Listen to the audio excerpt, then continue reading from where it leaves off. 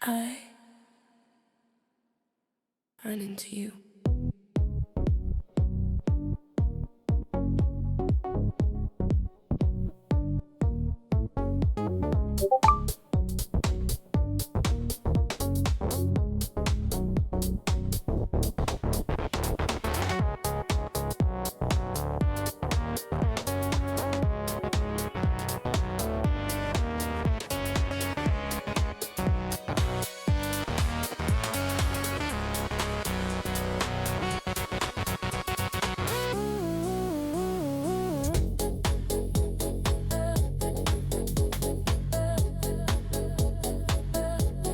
I cannot run away from you. I cannot run away from you. I cannot run away from you, my Lord.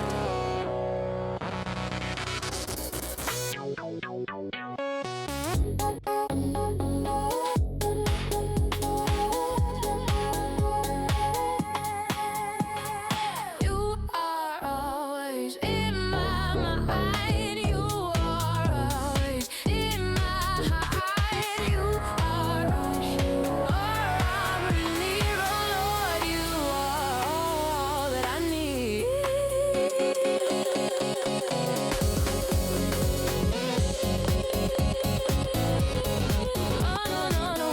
Run away from you.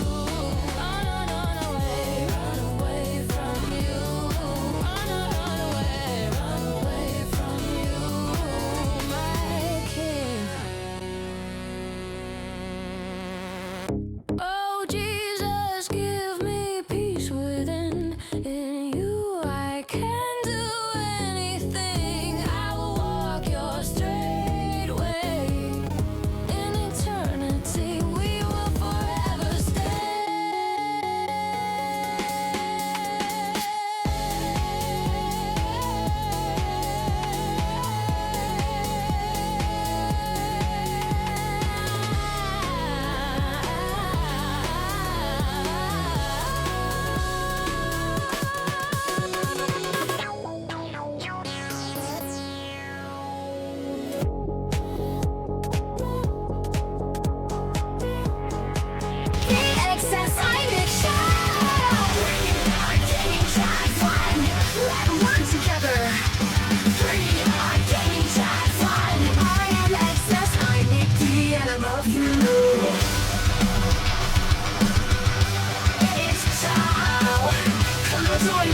subscribe.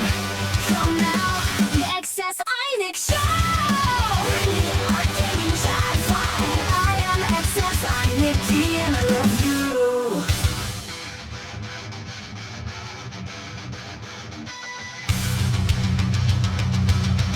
It is your show.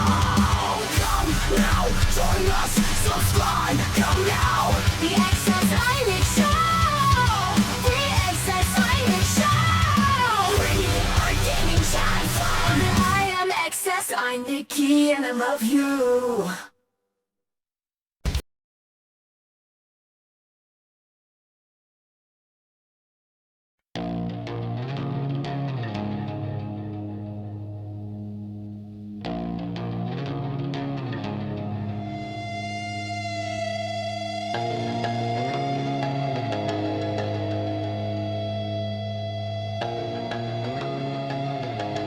Amazing life.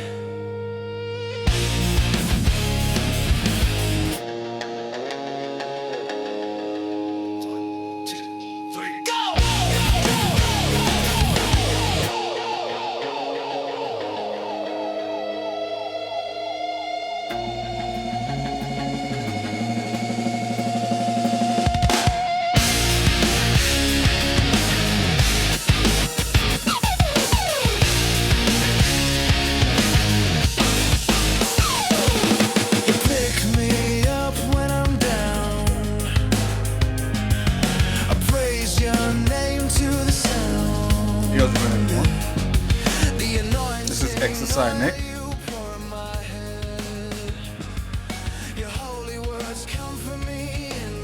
Let's go.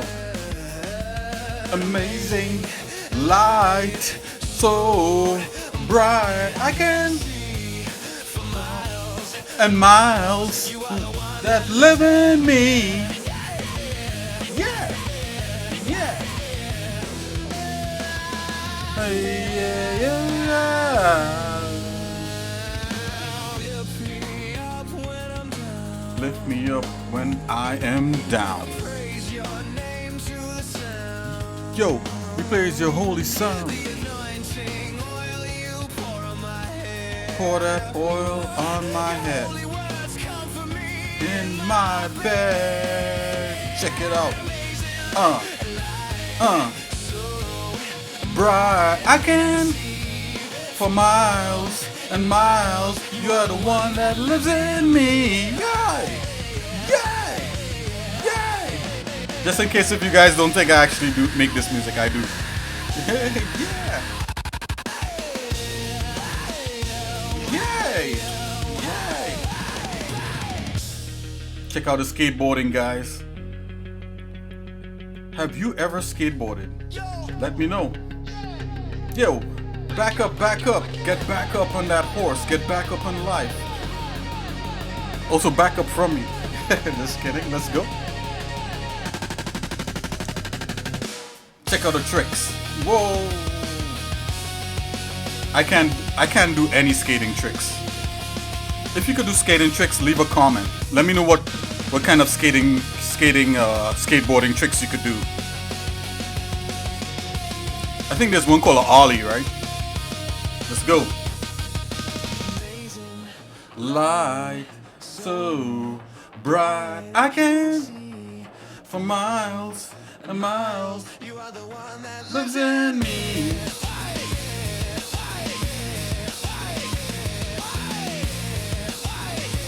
Yeah, sneaky.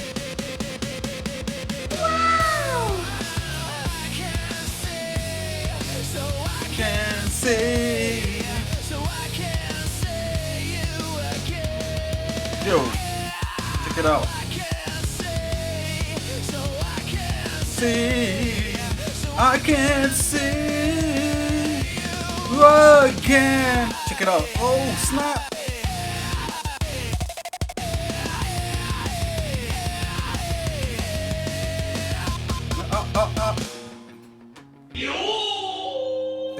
That's what you think about X Sticky? Okay, so just one more bonus track here. So like this was the first track that I did, but this other one, check it out. Let's go. This is the one I didn't put out there. This one is pretty hot. It's called Let's Go.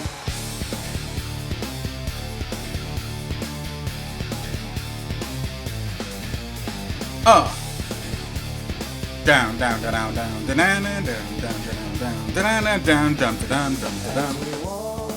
As we walk in this life race, it's not for the swift, but to the end we endure. By His grace, we are His chosen. None of His words will hit the floor. Go. I'm bobbing my head.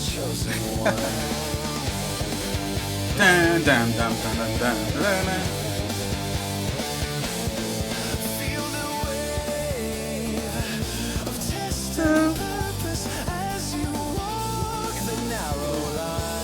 This is called Time Path. That's the name of the song, Time Path.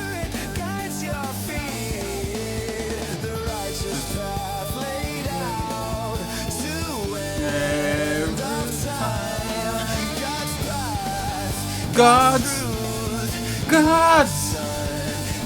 chosen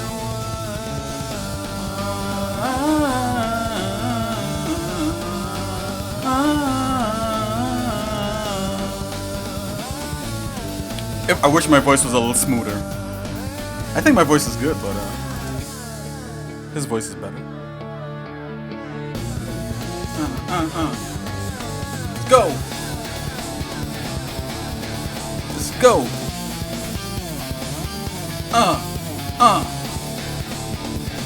Where's the energy, man? I remember, like, you know, people have so much energy in life, man. Get it. Go.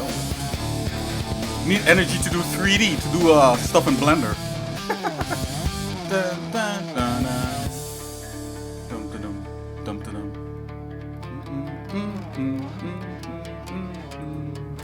Yeah, yeah. I just thought I would share that with you guys. Okay. Hey, how's it going? Merry Christmas. Christmas was yesterday. So Merry previous Christmas or belated Christmas. How are you guys doing? Today I'm going to be jumping into Blender. We're gonna do some texture painting on the ship I've been working on, and checking out some other stuff. This is a hangout stream, so we're gonna hang out. This is a game that I've been playing. Let me turn this music down a bit, guys. There's this game I've been playing. It's called The Last Caretaker. It's pretty cool. Like, it's like a first person. You play a robot, and you get to like fix these different subsystems and different equipment in order to grow humans and then launch them into space or something like that. And it's fun. It's just fun. You know, you drive a ship around because the Earth is flooded, and it's a lot of fun. Anyways, that's that game. But I'm actually going to we're gonna just jump into Blender and get some Blender stuff going. Okay, let's see what's going on. Hello, xsinick. How you doing? Hey, I just want to shout out everybody who's on our Discord. I want to shout out everybody in YouTube land. Hey, what's going on? If you're a YouTuber and you normally check me out, that's cool. Hey, and I want to shout out everybody here on Twitch. If you normally just lurk and you check me out on Twitch, you know, I salute you. I just want to say thanks, you know, for following your boy for a minute here.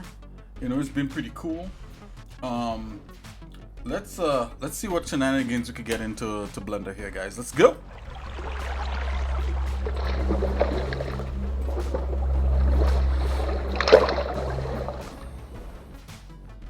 Okay, here we are.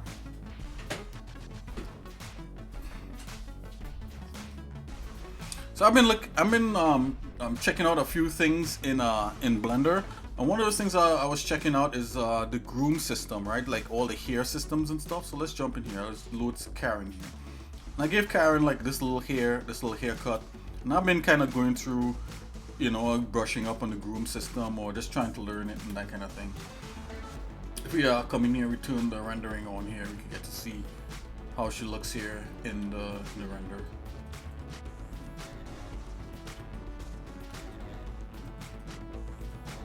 This is a weird hairstyle. Her actual hairstyle is not like this, but I was like, you know what, you gotta start somewhere, right? We gotta start working on it. And this hair system here is the Blender's native hair system is good for if you're doing renders, right? So if you're doing like a 3D animation, that kind of thing, so it's good for that.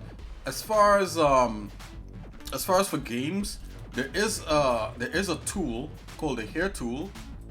It's a plugin you could get from these guys. Let me see if I could get to that web page and I'll show you guys. Blender. Let's see. I'll just do a search right here, guys. Blender hair tool. And of course, you know, you could not only use it for hair, but you could use it for like fur, for like monsters, or like even feathers. It's these guys right here.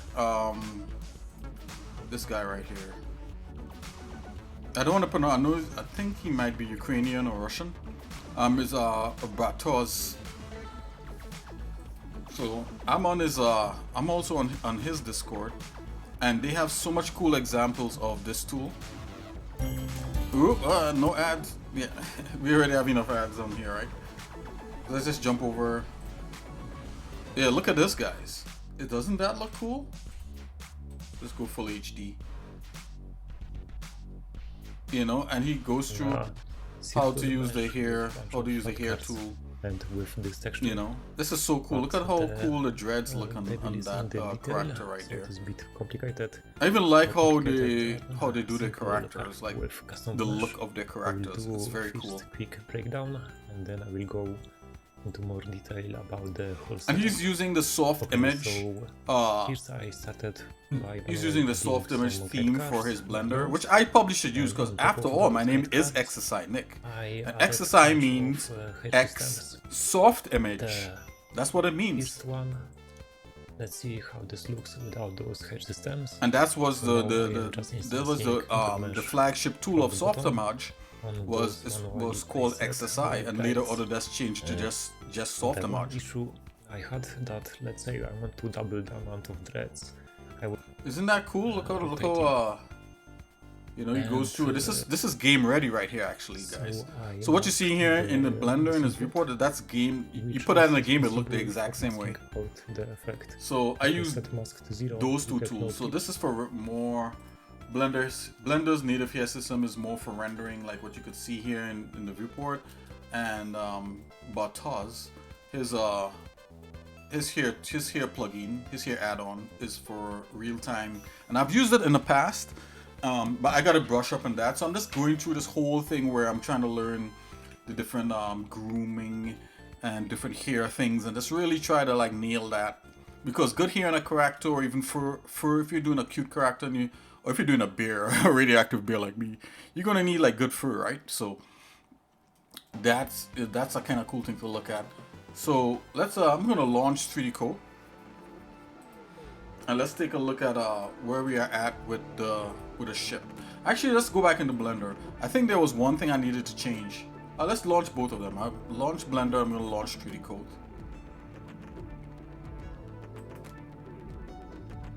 Okay.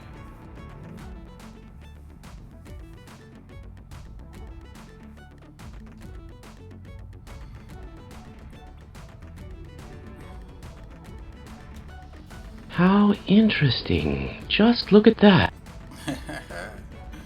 xsinick, you think so?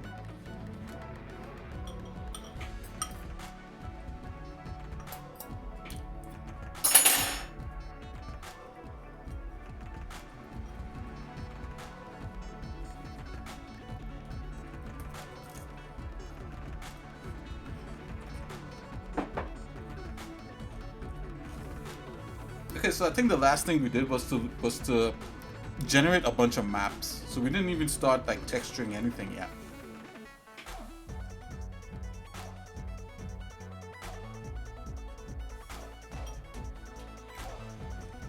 It's loading all the textures, guys.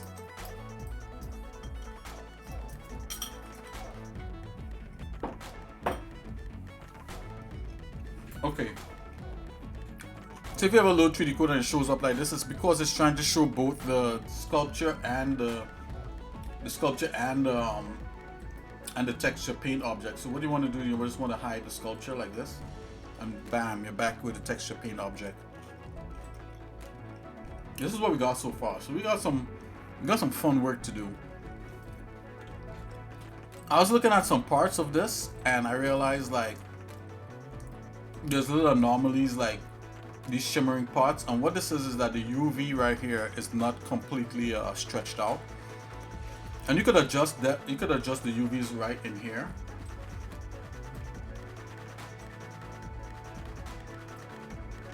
Like so.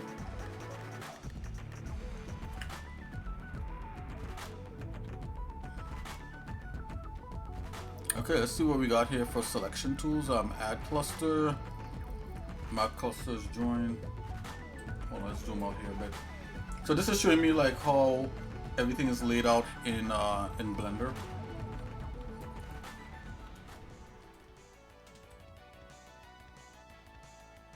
I don't know. This looks good to me. I don't know what it's complaining about. All right, select UV models. And this is UV preview right here. Let's just explore this for a little bit here.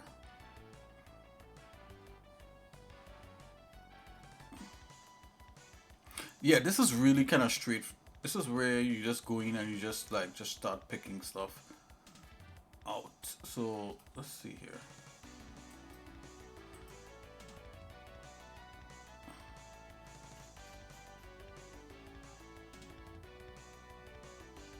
This is a mark seams brush. Okay, let's pick that. Okay, let's come here, select this. So if I select that, it kind of shows you. Oh.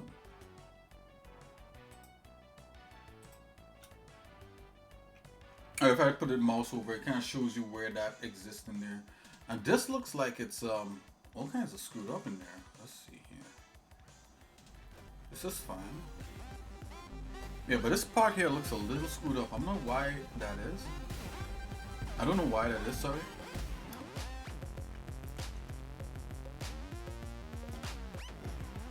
And I think what happened, okay, I know why. Because what happened, I did an edit on the low res mesh in the Retopo room. So let's go into there and I'm just going to take a look here. You have changed the UV room, let's press cancel on that. I don't want anything to like redo. Oh, okay, we're gonna go back and get it. Plus I have Blender running. Let's just stop Blender and let's see if we can export the updated mesh I have back into Blender, and let's take care of the UVs there. I like the way Blender UV editor handles more than 3D coats. UVing is an important part of any 3D model. So if you're trying to skip that, or I should have pressed delete or something. It's gonna take a little bit.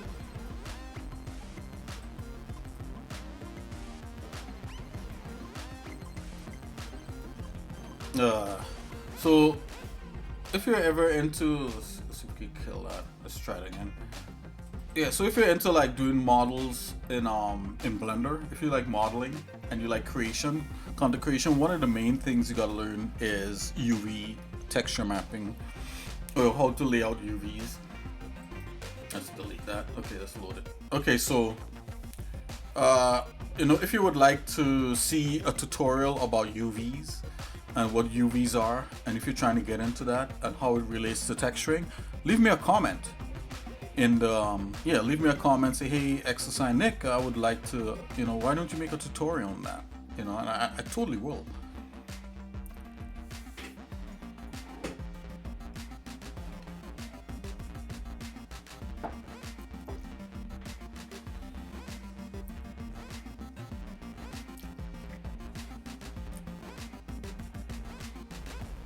Okay, it's loading again. So this time we're gonna go straight and export the low res mesh, because in 3D Code you could model in a low res way and then convert that and you know, sculpt on it. You could do like full production in here, except for you can't bone and animate in here at all, you know, but it does everything, almost everything else.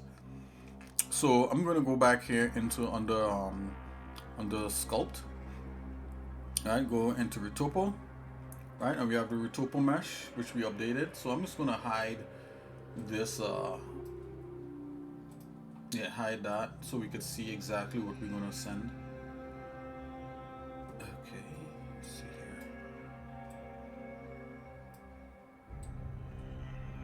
here. Okay, so this is the Retopo mesh. Engines, okay, here we go. Right, this is everything. I'll try to hide the paint objects so we don't get confused. Okay, so I'm gonna re-export this into Blender and just see if we can like sort out the UVs. So see, now we have all this selected. Oops.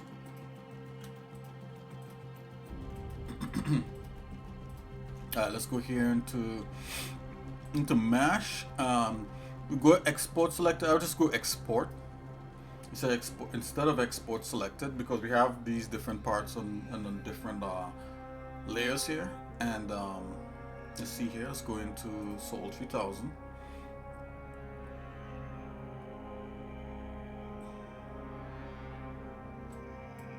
Okay, we're already in here. I'm going to sort by name, and we're going to go work files, and let's go into Blender assets, and let's go import and then export. So I'm going to go in import. Excuse me. See, it has dropship low poly. So actually, let's stick in 3D codes. We don't want to go into blenders. We want to go into 3D codes assets, and yep, 3D code export. Right here, and we have vehicles and dropship. Okay, here we go. I'll just take that name, dropship, and I'll call this Retopo. Underscore mesh. Okay, and I'm just gonna go ahead and save that, and then we're gonna just dive into Blender and see what we get here. So it's good to work back and forth with different programs if you can, but you could do all this in Blender if you just want to stick totally in Blender. But the thing about it though is like when you're in production, it's kind of like you may want certain specialized things that Blender mightn't really carry, and there's workarounds. So Blender's not to blame. You just take some time, but other programs are going to specialize with certain special features. Okay, so let's come here. Okay, I'm going to open this dropship thing here. Alright, this is where we had the original low, and we didn't have like certain things modeled out. So there's a dropship final. I'm gonna bring in the new dropship, low res mesh. So we're going to go here in wave font, and let's go into that vehicles. Oh, hold on, my bad. 3D code, work files, and 3D code. Here we go, and we're going into where did we put it? Export, vehicles, and the dropship mesh right here. We're gonna sort by date. Get the most. You still want the OBJ, not the MTL. And let's import that and see what we get. Oh, look at that! It just dropped right in. That's exactly what we want. Okay, I may have to separate the different parts out. Engine, hull, wing. Okay, so let's hide these other ones. Right, so it brought everything in. So this is great. It even brought in our like update. So let's go ahead and just do the engines and hull and all that sort of stuff. So let's see if we can select the hull, L. Yep, this is great. That works out. There's nothing lingering. You know, it's good to do these things. Make sure your mesh is like really clean, you know. So I'm gonna go ahead and separate that. Let's do the wing. Right, P, separate that. Okie dokie, and then these are the engines. Okay, so let's see. We have dropship, all one word, and then engines. Dropship, all one word, and then hull and wings. So I'm just gonna go ahead and do that. Let's just go. I'm just gonna go and hide, get rid of these, because these are the old ones. Zoinks. The dropship, all one word. Hull, engines, and wing. So okay, this one is the engines. Oh, was it lowercase or uppercase? Yeah. Let's go with uppercase so far. And this is the wings. Dropship wing.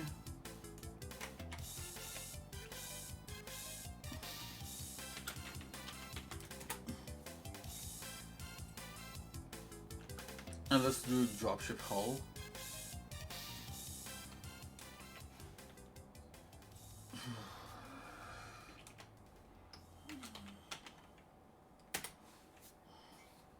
Okay, I'm just gonna go into the code, just double check these names. Yep, it's all uppercase, upper and lowercase. Okay, so let's see here. So we got that looking pretty snifty. Okay, so we're gonna check the UV on this.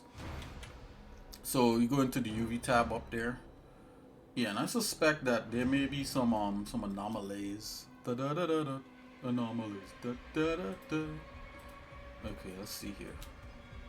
And what I did, I installed this program here called UV Pack Master. It's really good for like specialized packing of mesh UVs and stuff. So you guys check that out. UV Pack Master 3. I think there's UV Pack Master 4 now. It's pretty good. You could get that on Blender Market. I think it's called Super Hive now. So Blender Super Hive. All right, so let's see what we got here. Let's hide this, and let's go ahead and select everything. And I think there may be some overlaps in here. View. Let's see.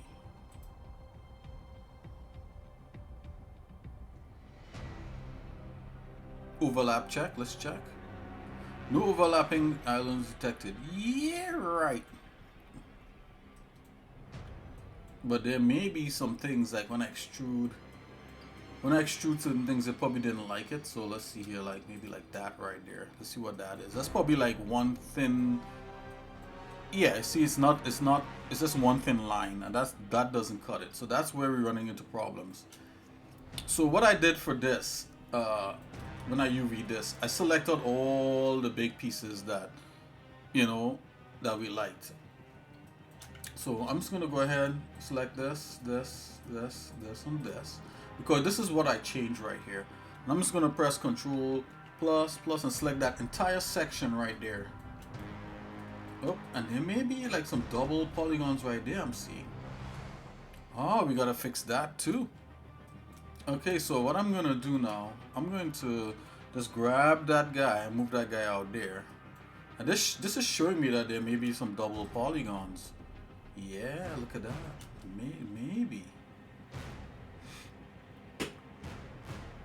Maybe some double polygons. Let's control, sting that back.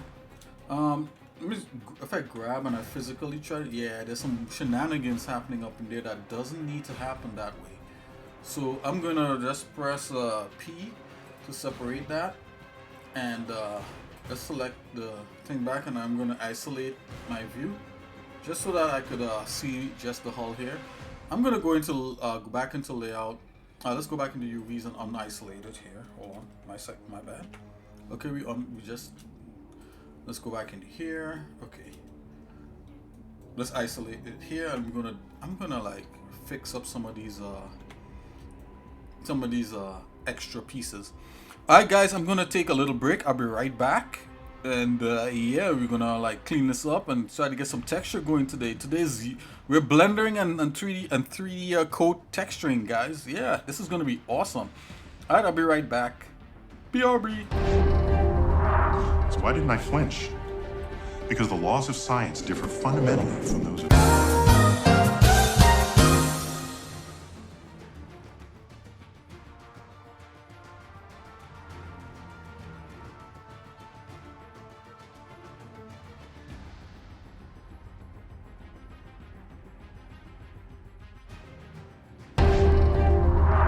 So why didn't I flinch?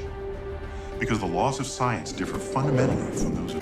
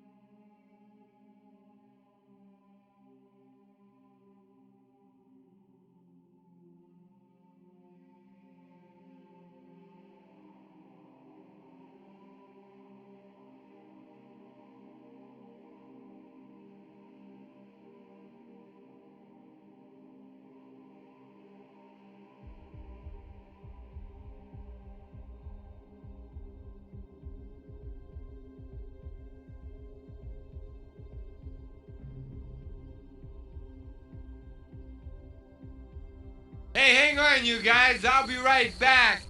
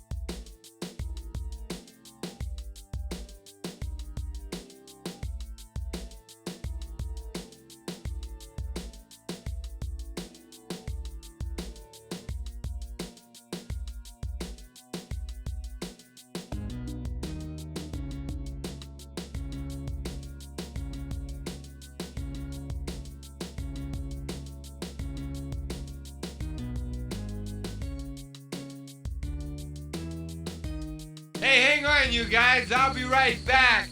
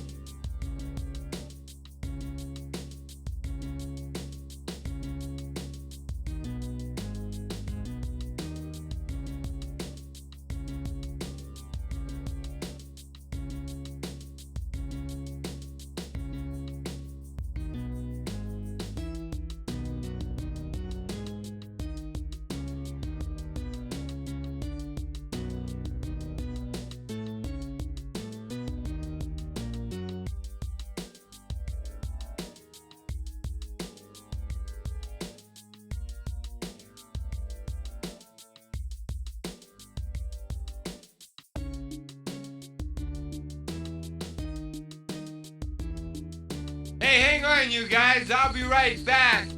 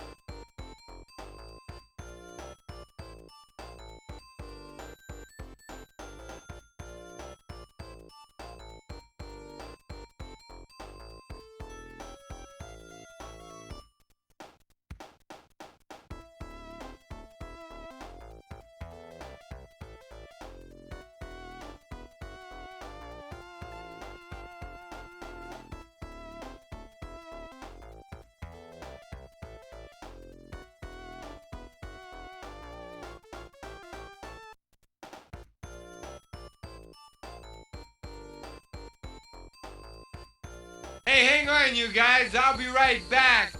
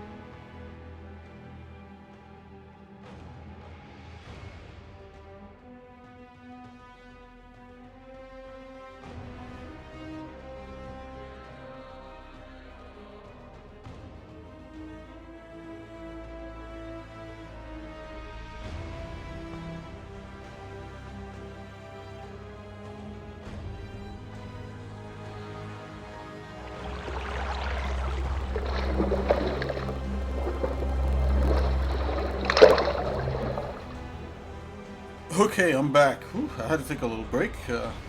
Let's see what we could do with cleaning up this part of the model here. I remember I saw a video with this guy. He was saying that not all parts of your mesh for like a game should, you know, has to be contiguous, and that's something that I've always done, like make contiguous meshes. But I mean, those are really good for like simulations.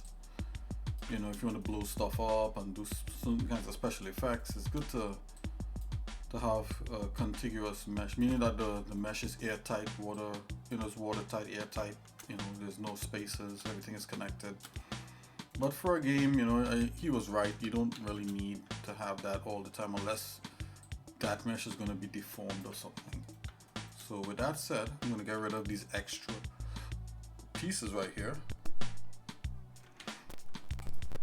Oh, my bad.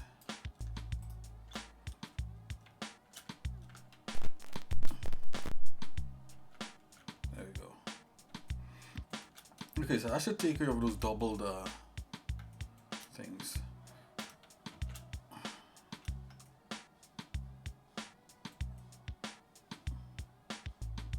Wonderful. Let's see how it wants to handle this part.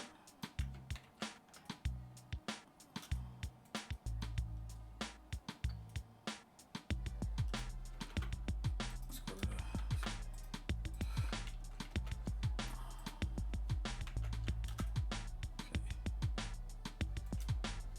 Don't necessarily need to have everything connected like that. Okay, let's come out of here. Okay, we get that back. We can merge this back to this. J.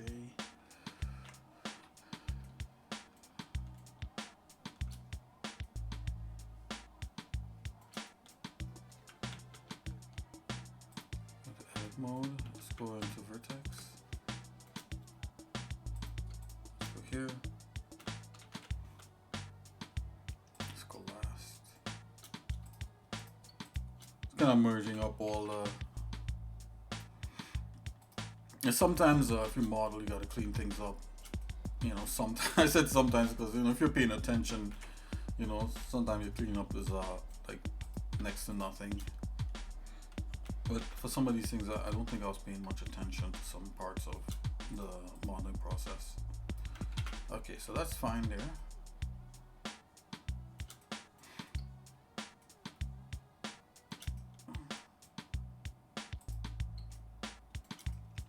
Normally I like to have all these things contiguous. If I just get rid of these lines for now, it should all kind of weld together. Something like so. And take this guy here, and weld him over there. Whoa! Is he floating? I think he is. Just like that. He's not quite connected in the way I thought he was. So if you come here and do this, select that guy, select that guy, do a J on that, could join, then we get something like that. You could take these to connect them back to the last. Yep. Here am I making it watertight again.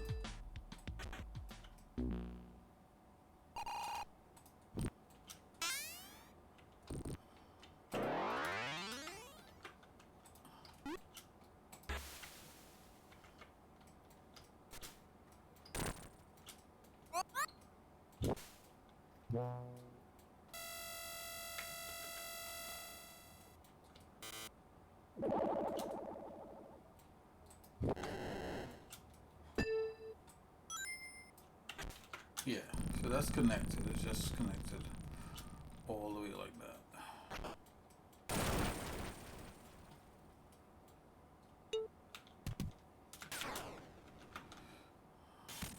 Select these guys.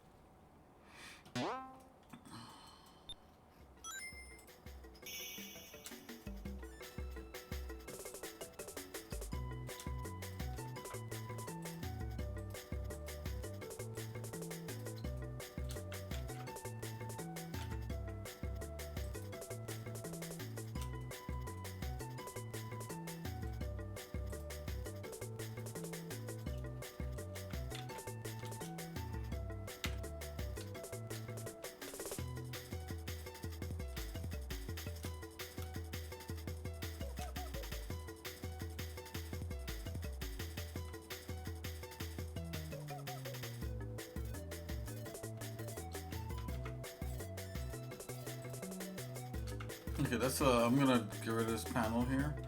Let's do a proper one. I know we could do a proper one just by building one back using these vertices right here. I just want to double check this to see. Yeah, that's what I thought. So what I'm gonna do here, just gonna get rid of some of this excess stuff here. I'm being really watertight now. I'm good for like, I just said, you know, like you don't have to go watertight, and like here I am making things perfect again.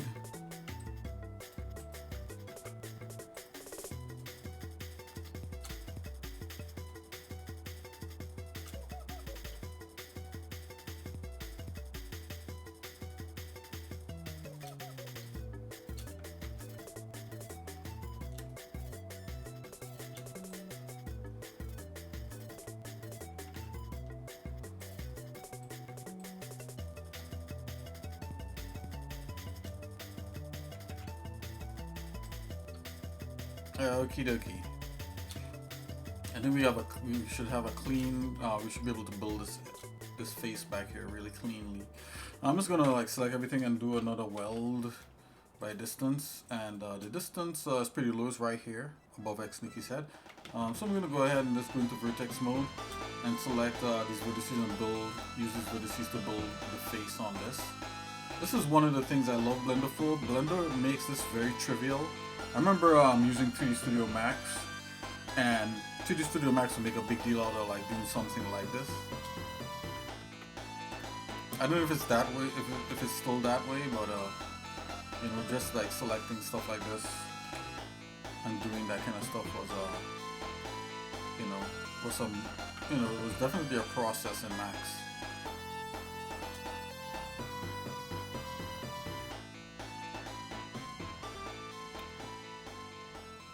And even though I say that, guys, you know, I really do, I still like 3D Studio Max. It's not like I don't like it.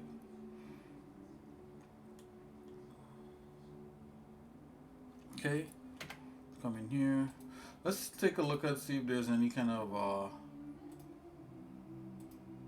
just want to see if there's any kind of smooth on this. Let's go shade flat. Yeah, there's definitely something going on here. Let's take, I just want to see if I could find what's going on.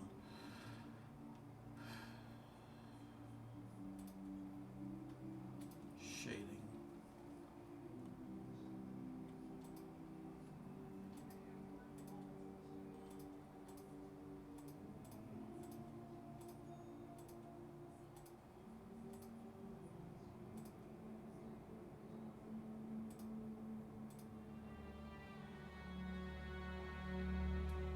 Clear custom normal data. That's all I wanted. Can we at least have that? Can we clear custom normal data? Finally. That is a cool button, clear custom. Okay. So I'm gonna come here and do smooth. Auto smooth. Auto smooth. Yes. That's what we want. This is looking much better. Let's leave that like that. So that's a hull. And it's nice and clean. Let's go ahead and hide that. Let's go into the engines. I just want to take a look and see if the engines could do some of the same things. So I did this clear custom normal data on the bottom here is definitely top notch. So I'm gonna go ahead and go shade flat. And then I'm gonna go to auto smooth. Yes. So we actually getting back proper smoothing here. Okay, go in here in the wing, do the same thing. Click custom normal data. Go flat here, and let's go auto smooth. Yes. Toppy, notchy. Let's just see everything in one go. Perfect. And I have like where it shows the wireframe a bit. I'm gonna just hide that for now. That could even be a shortcut if you want. You view wireframe on things. Perfect. Love it a lot. So go ahead and save, and remember we're gonna go in here and check out the UV. So I'm gonna go back. Everything is nice and clean, right? So you see like all this sort of stuff here is messed up now. I'm just gonna go and just give it some nice clean UVs. Let's see if we can select just this island here by itself. Grab that, Alright, so that should be everything in there. Yes sir, yes sir. 3 bags full. I'm just gonna go ahead here and smart UV unwrap. I think that's what we need. And island margins. Oh, you just want a little bit of island margins and then area weight all the way up. Unwrap. Alright, so right now it's overlaying everything. So this is what this plugin UV Packmaster 3 is pretty good for. We could do pack to others. And it'll just look for space and just dump all the stuff in the extra space that they have here. Which is good.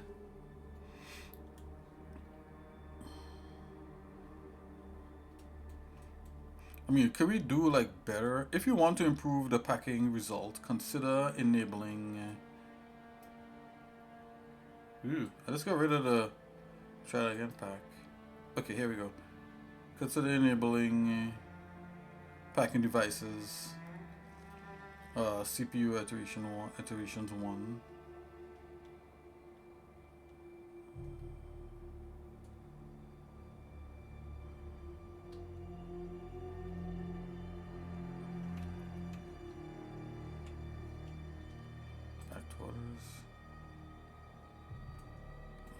It's not showing me.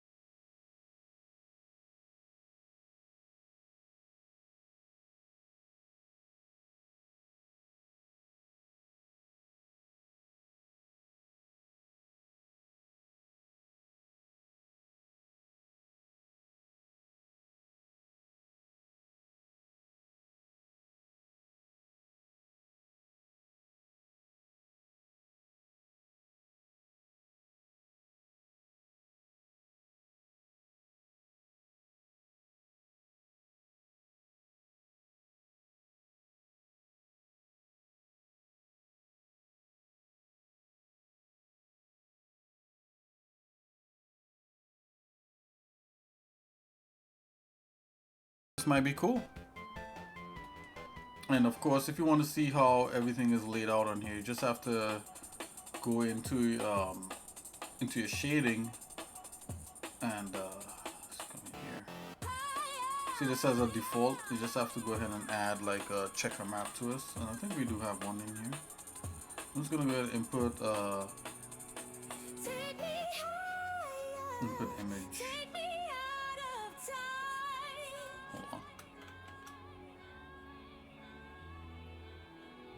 Take me higher, take me out of time. Oh, this changed up a little bit. Texture image, right? Image texture, there you go. Yeah, that look a little different. Okay, I was gonna plug that in there and you can kind of see what it did. It tried its best to we got some warping right here though. Excuse me. Sneezes McGee. Okay. Yeah, there's some warping right there. Let's go back here to UV. Let's see what that is. Don't want no warping. Let's see what that is.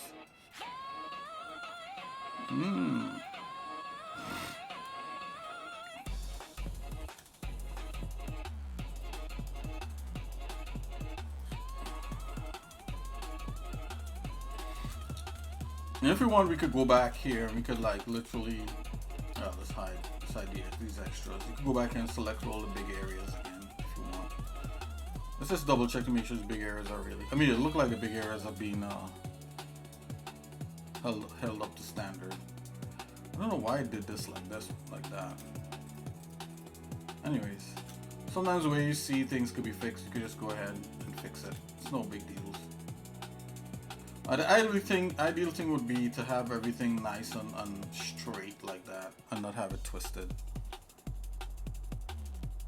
I wanna pack two others. Let's just go pack. Oh, yeah. Oh, see iterations. Oh, because there's this search time, the wait time. I wish I would show you the search time and wait time right here. Why is it two different things?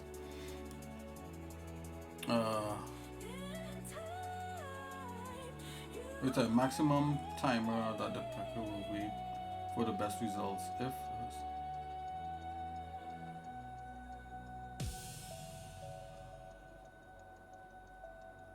let's go 5 seconds. Switch down 5 seconds. Let's try. Pack.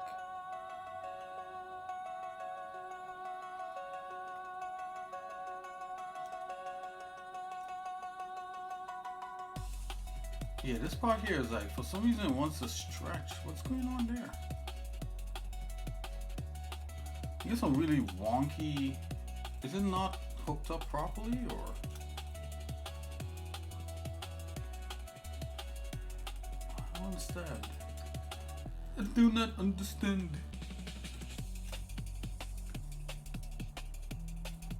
Why is that all zany? Okay, I'm gonna select this whole thing.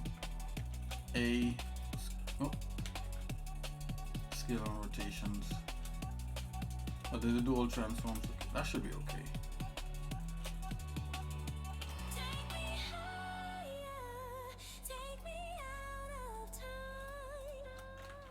Can I UV unwrap it? Unwrap.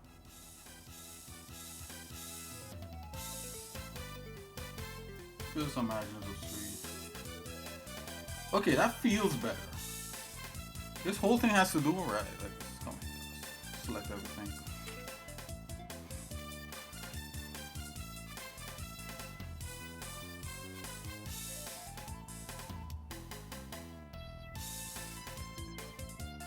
Run the pack on that.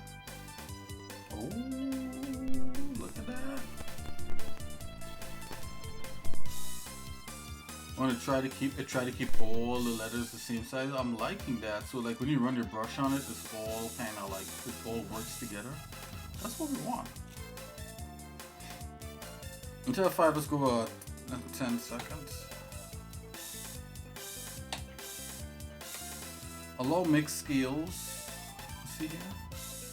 Allowing the packer to apply inconsistent scaling to the island during the search in order to improve the space coverage, for example, when the single much bigger than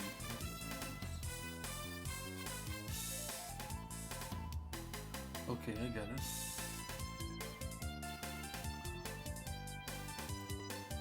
Oh, what's the advanced search? Wow, this is some in-depth stuff. Man, this guy really did a good job with this. Let's try it.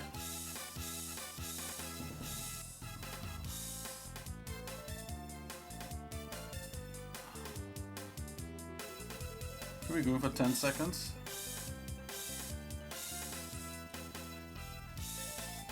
Wow, that's really packed up in there.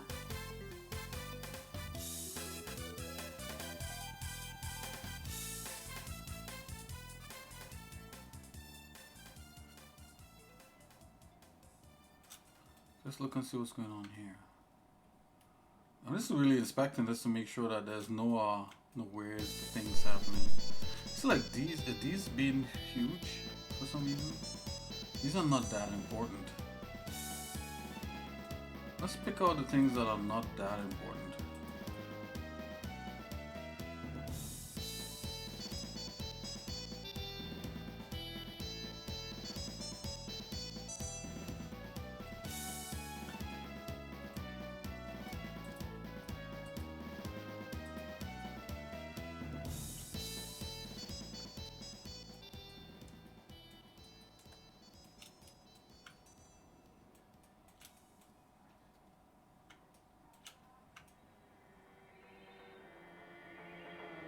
I'm thinking the inside of this is not that important, but these are definitely not. But these are like interior facing. Let's leave everything else. So maybe the bottom. Bottom is not that important. Yeah, I think the bottom is being handled perfectly. Just double check this. Okay, so what you could do, like you could select stuff like that, and then you could move them out of the UV editor like that, and then just repack this properly. Let's turn off this allow mix scales, and let's just go ahead and just repack that.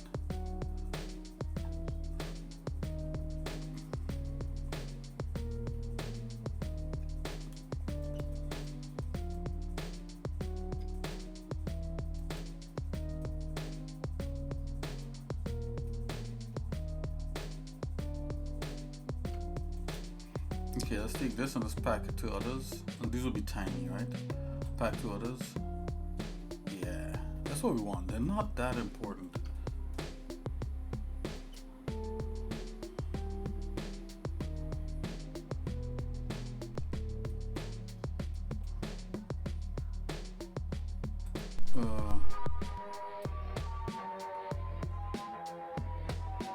Let's do repack with others. Let's see what we get here.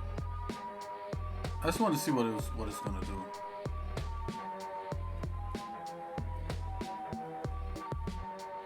Okay, that's what they do with these bigger pieces. We scale them. Okay, let's Control Z that back. Yeah, that works. This works like this.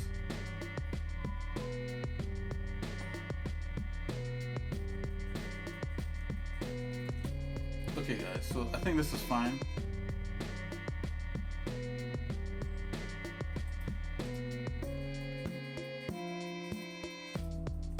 Check these out. These should be okay. Good to go. I'm gonna run it with this special thing turned on. See if it tries to do a better job. It kind of did. Okay.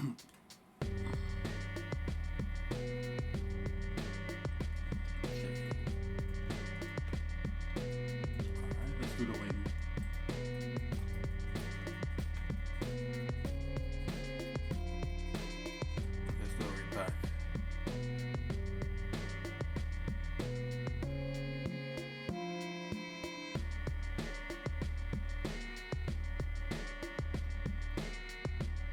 I think a margin of 3 pixels is good too. I'm just gonna run let's just run an unpack on this again.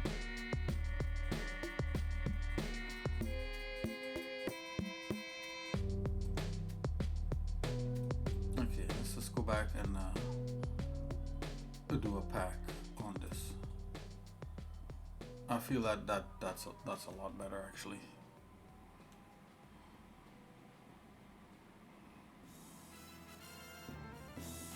Alright, so this is nice and repacked. Taking up the maximum amount of texture space here, and then going, you can see how close we can go in before we start to see things pixelate, which is fine. So go ahead and save this, and we're going to export this.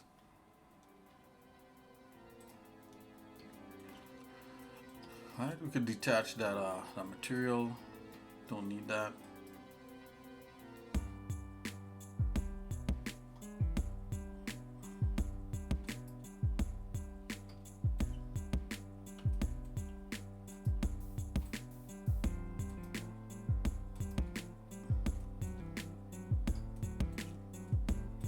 What do we have on here? Smooth by angle. So I'm just going to select everything.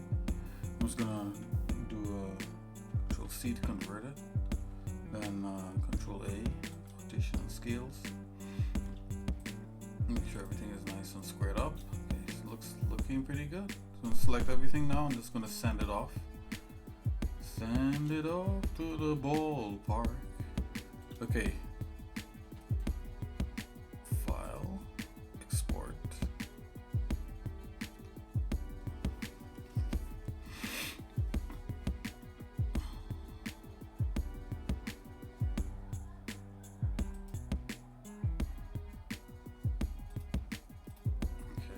go to assets, export.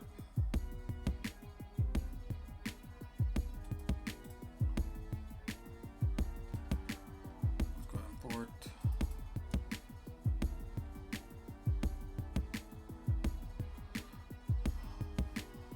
I should just have like a transfer folder rather than import export. It's like, it gets a little confusing. So that's probably what we're gonna do. That's what we're gonna optimize this. I'm gonna make a just transfer.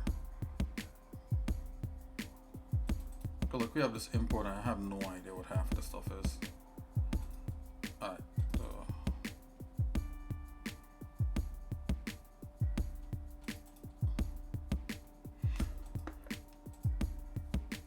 Okay, so I'm just gonna drop the dropship in here. Let's see, dropship. Just gonna make it all one word. UV.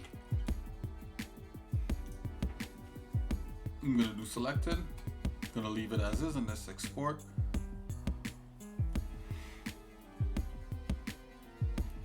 Alright, I'm just gonna go ahead and save this out. Okay, and minimize that and come back here. Okay, we're gonna re-import this. So we can get rid of this for now. Rid of that, play that. And let's get rid of all these little extra paint objects. We're gonna redo the paint objects here. So that we have everything nice and clean. I don't want any residual, you know, things. Let's see how we could get rid of these things.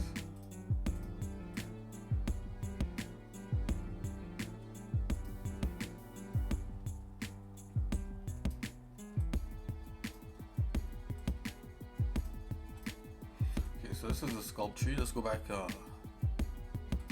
Sculpt tree. Let's select our dropship. This is hull, and we want to just put it here. Oh, I'm getting like.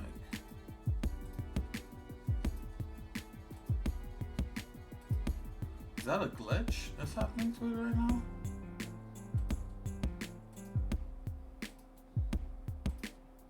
Let's see here. So we can see this. Oh yeah. Son of man, can these bones come to life? Dry bones. Hear the word of the Lord.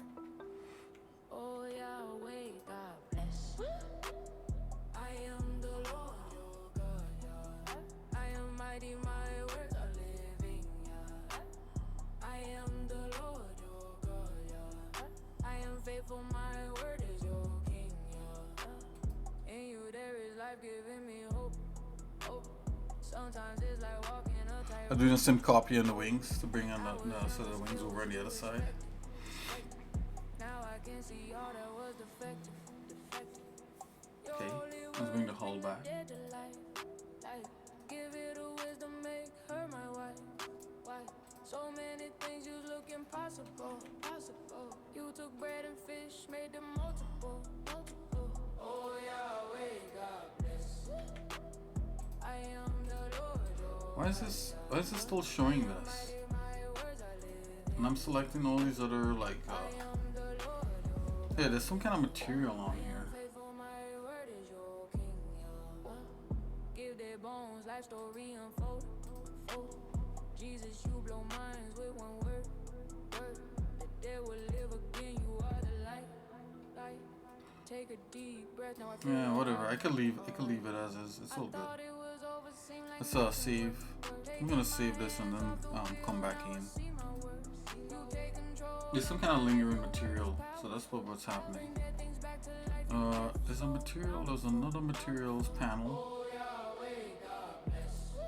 Yeah, I think it's because of this right here. Let's delete that.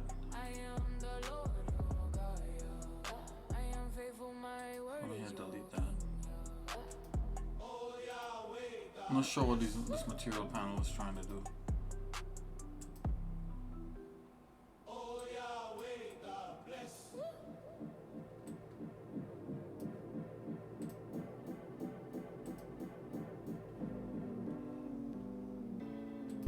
see what else we got in here. Material modifiers, multi-resolution, object inspector, paint objects. So we don't have any paint objects in here.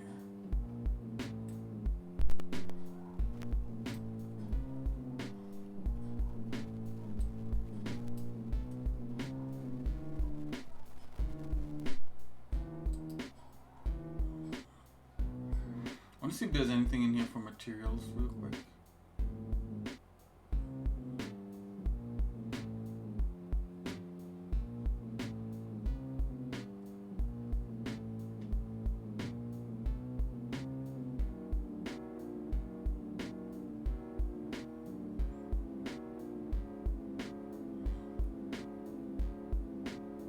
Okay, there seems to be no extra stuff in here, but it's holding on to the stupid material.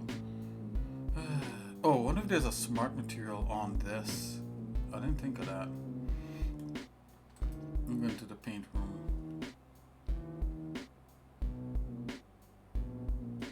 That's probably what happened. This is very annoying.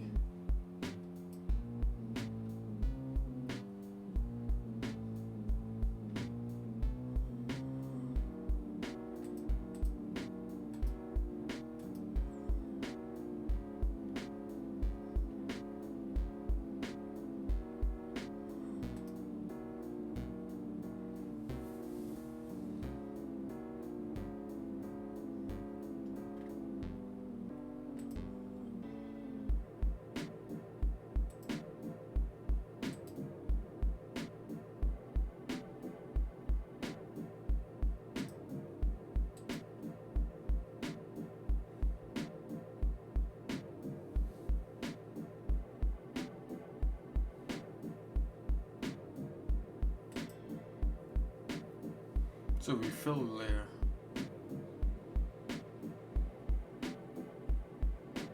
We fill the layer with what?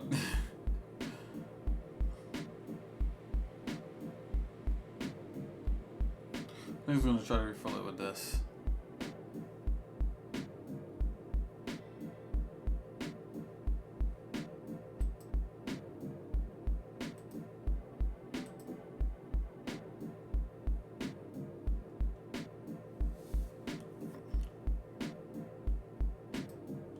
Okay, it's thinking a little bit here.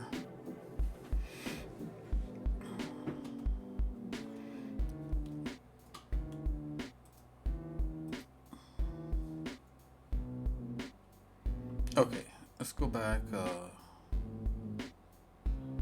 go back to the sculpt.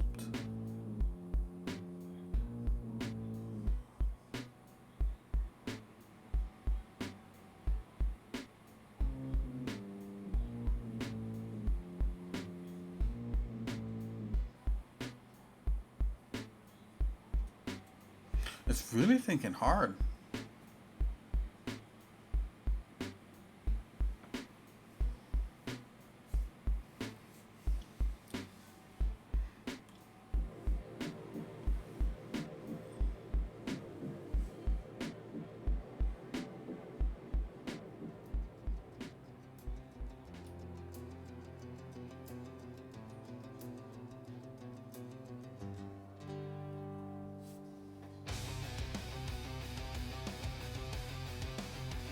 What if I could duplicate this? Let's duplicate that.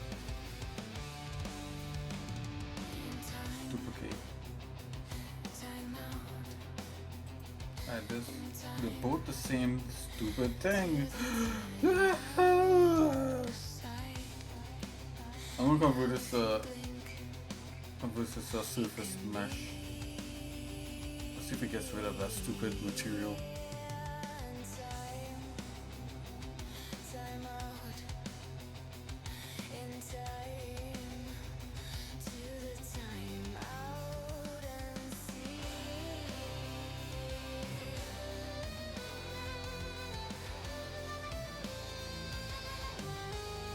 Okay, so surface mesh, let's see. Nope, still the same nonsense. Let's get rid of that.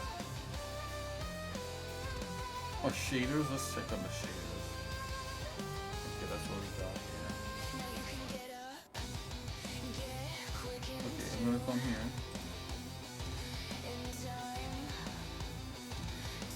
Apply to visible, apply to subtree.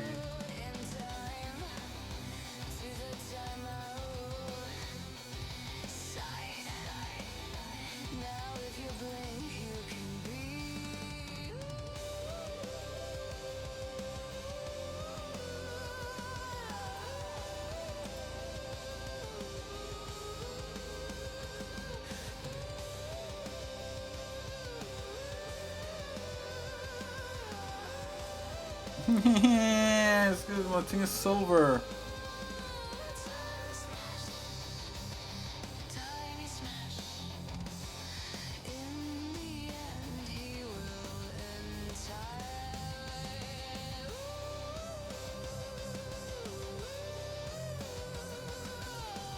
Okay, let's see if we see any other thing in here. There's so many windows. Trim history. What's that?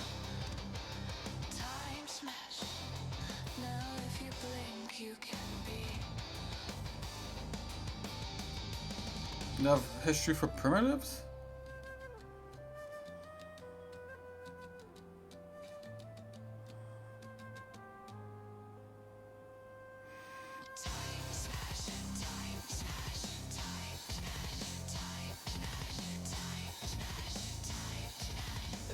Okay, let's see all the shader stuff here. Surface materials, I'll put this aside right here.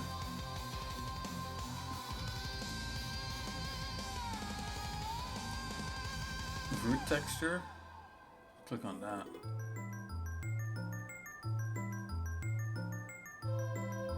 Uh-oh.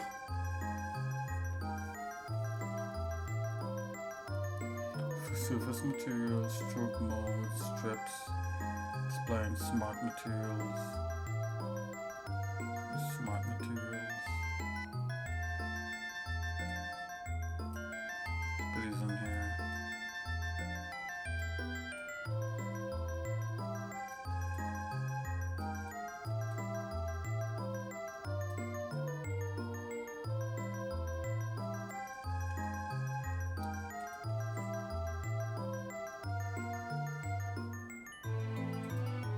Shaders, shaders is right here.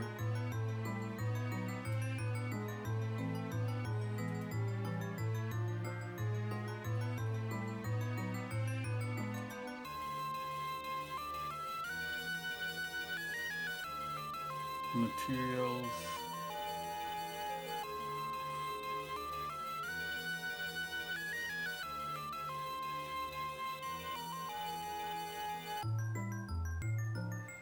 Glossiness channel, layer blending, materials modifiers, material history.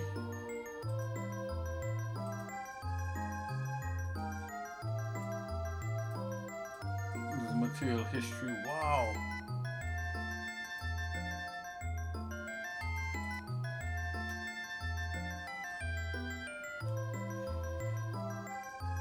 Depth channel. Curve tree, depth channel, environment map, extensions, filters. Hold on. This is color channels. It's a color channel.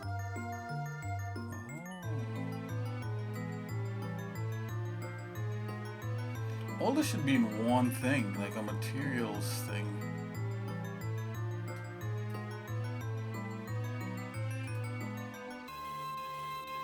Color swashes. Look at that.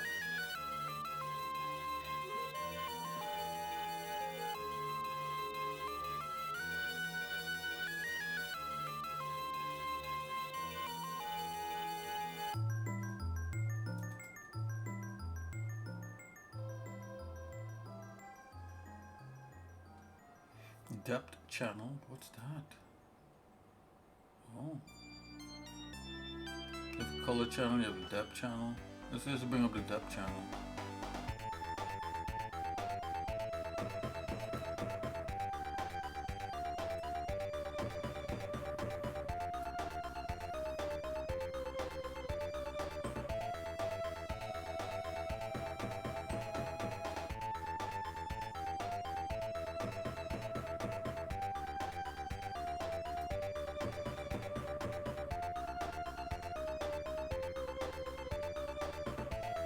Glossy channel.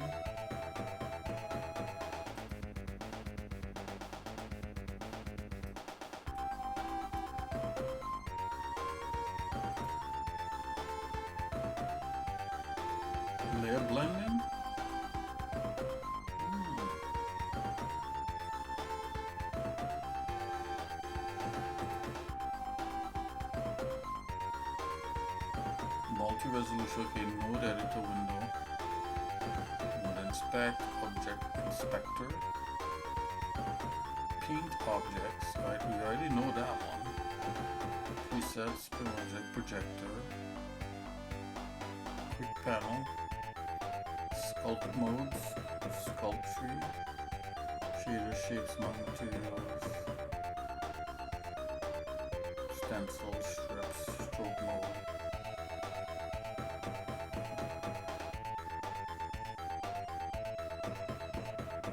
Volumes.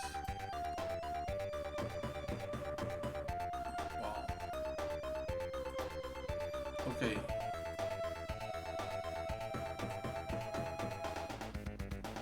To me, this stuff is essential. If I go into that room, it disappears. If I go into the top room, sculpt room. Okay, so we don't need this stuff in the sculpt room. Neither this one.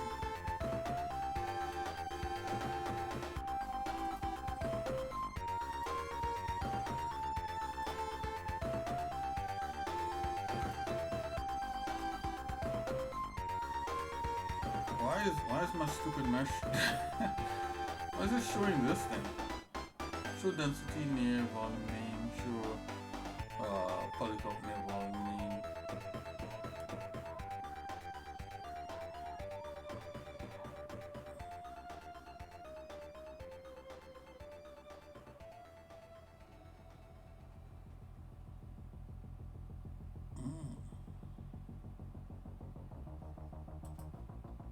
Okay, whatever. I mean, it's not gonna break anything if we just leave it like this, but it's just really annoying. Like it's like that. Like why? You know? It is what it is. I see geometry. Let's just double check here.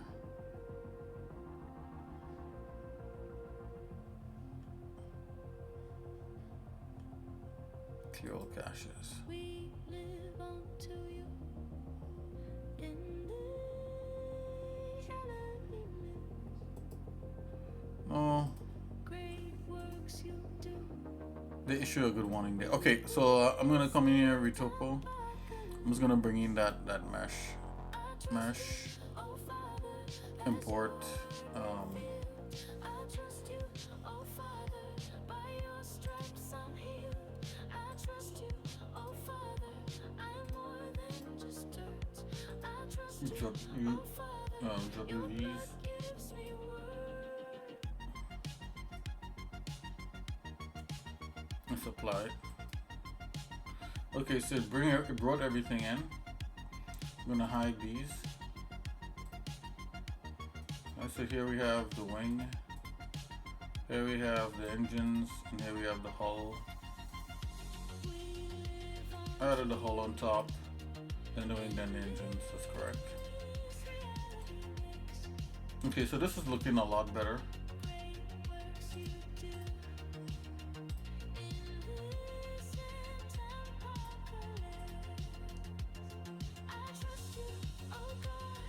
I'm just gonna go ahead and save this.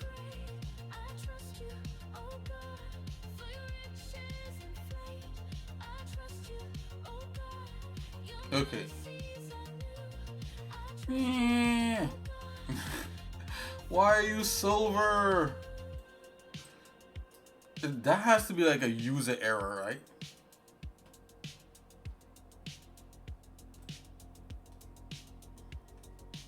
I just want to double check here, see if there's anything else. Edit. Oh, edit settings of the shader that is assigned to the current object. Oh yeah, boy. Ooh. It says that. What? Let's try it with this one here. Okay, so it could be a visual anomaly. I'm just gonna go ahead and just try to bake this. Okay, so we're gonna go ahead and bake per map. So I got the hull selected, and oh yeah, I think you gotta hide everything else, and you gotta come in here and go bake normals. What is this? The nodes are assigned to some some objects. You need to bake nodes to real color geometry before baking to texture. Okay. Don't bake now. That is weird.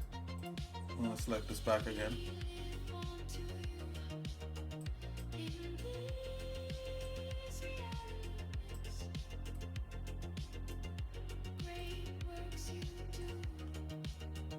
The bake is saying the same thing. We will eliminate the nodes and turn them into real geometry color.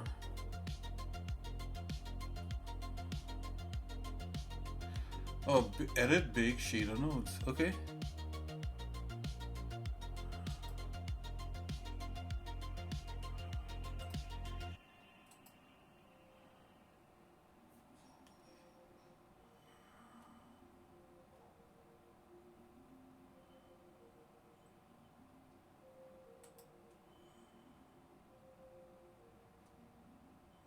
Bake shader nodes to real color displacement.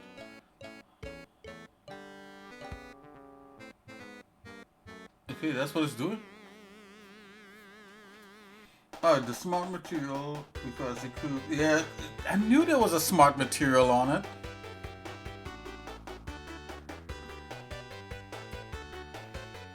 I thought so.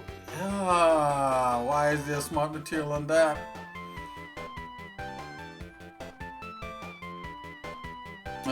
Yeah, that's what's happening.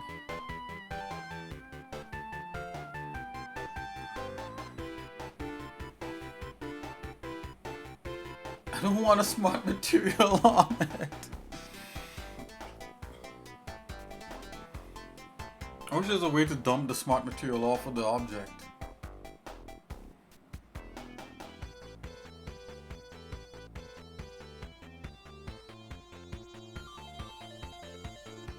Oh, did it do it? I think it might have dumped it.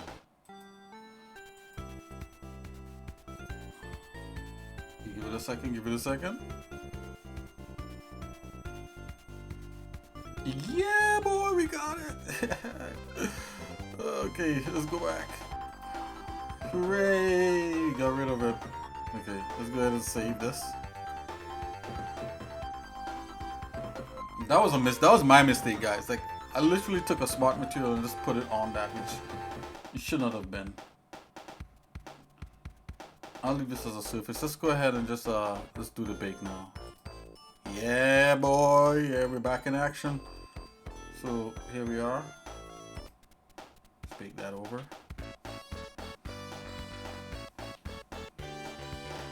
Then we're gonna do the engines and the hull.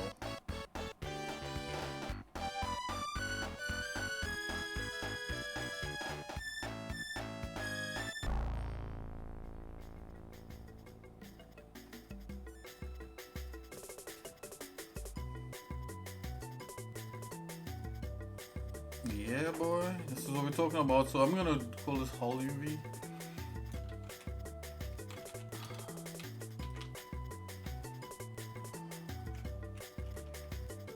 Oh, you could just call it UV1. That's probably better.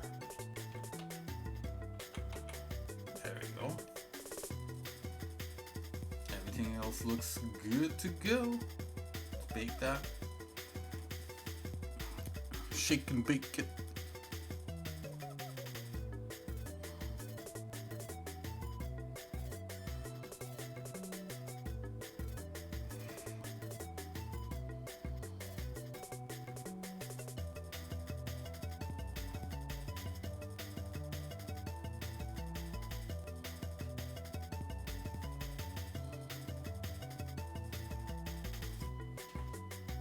Still going?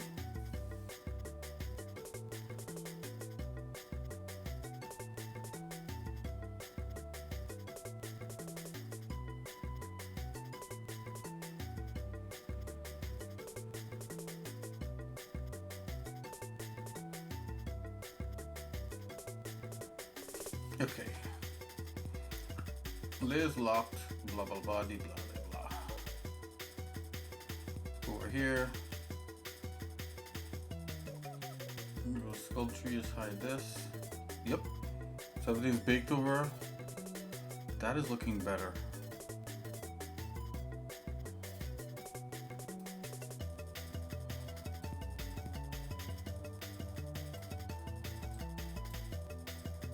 Bottom part is a little messed up, but you know, we good to go with that. Whatever. Okay, so let's go ahead and do the rest. Topo, I'm gonna hide that. Oh, let's do the wing.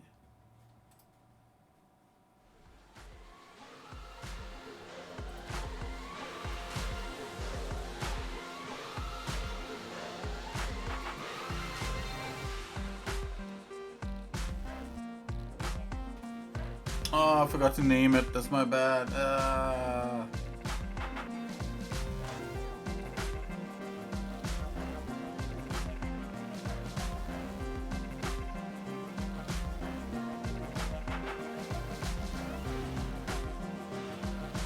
Let's see if we could intercept that.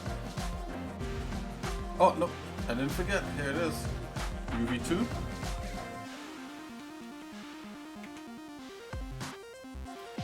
Bam. Go, go, go, go.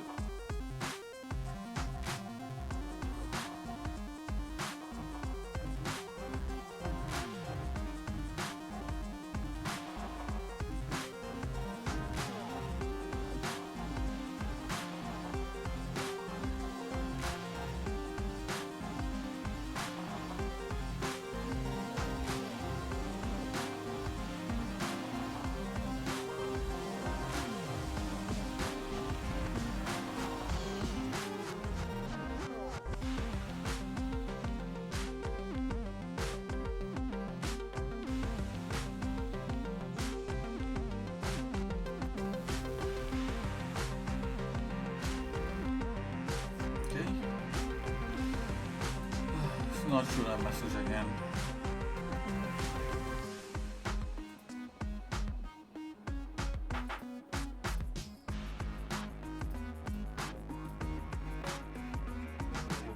Okay, that's looking pretty good.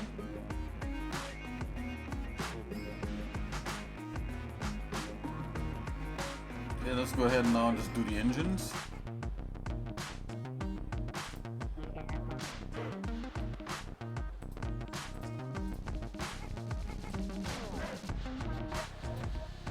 I want to convert this back to a voxel. Let's go ahead and do that.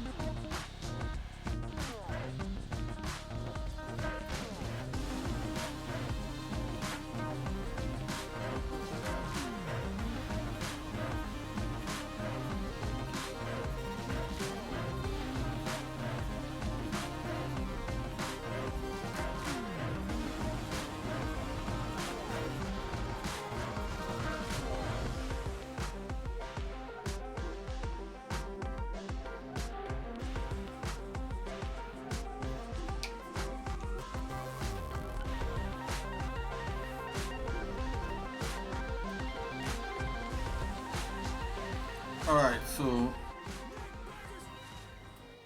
let's go ahead and save. Peace is what it's all about.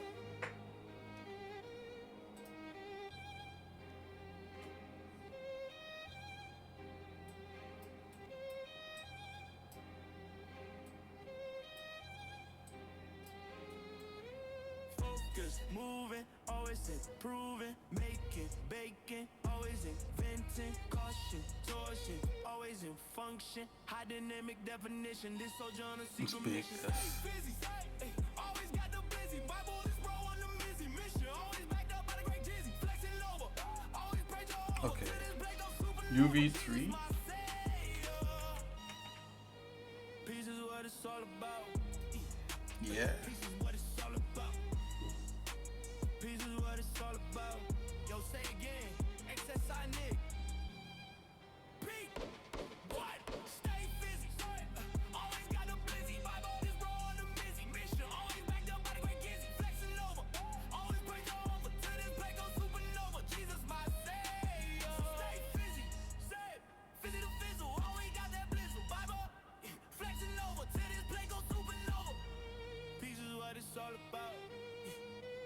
Peace is what it's all about.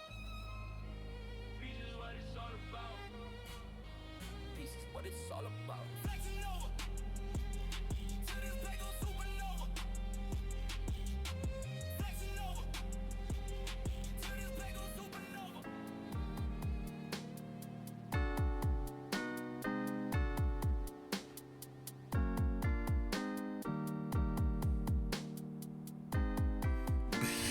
Bake. We're just watching stuff bake, guys. Alright. Okay, so the engines are finished. So technically, we could hide all this and we get it shipped back in looking pretty nice and low res and good to go.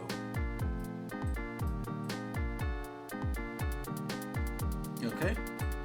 So with that said, I'm gonna go back into Topo here. I'm gonna just hide these things here. Go back into the paint room. Just hide the. We have the mesh here. Now what we're gonna do? We're gonna apply overall texture on this. I'm just gonna go ahead and save. And I think we've done this before. We can go ahead and we'll do it again. Alright, so I'm gonna bring up this. Bring up B-Ref here.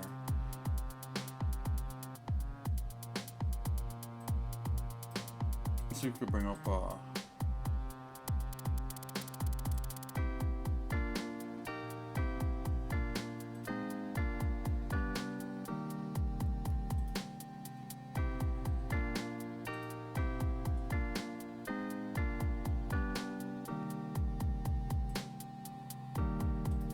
of art, vehicles.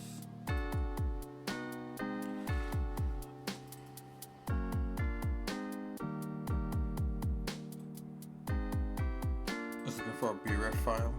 Here, right? Come on.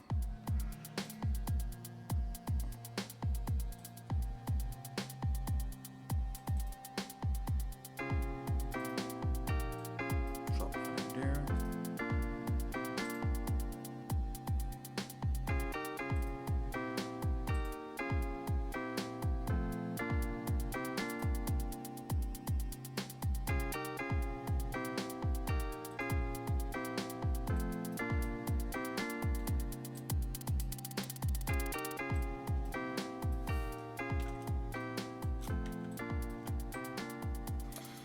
I guess should you move window control M.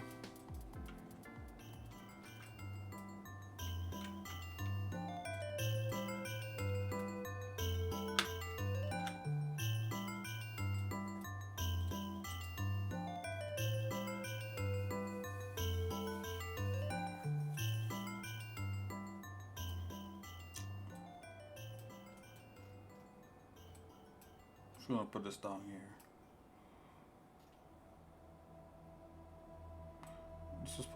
This is gonna be our guide for the colors.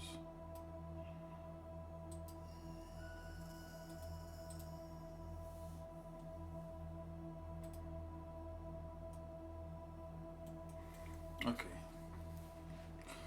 Let's start off by making a color like that.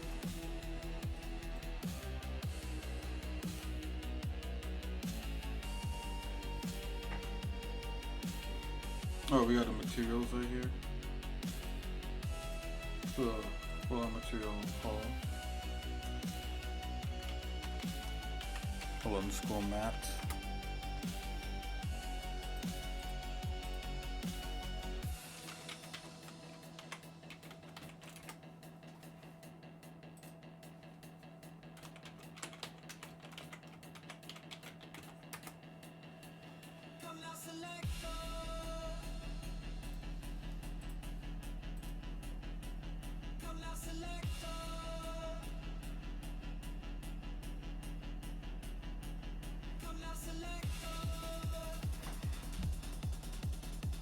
Hey guys, I'm gonna put this on my Wacom so that we could get into some painting.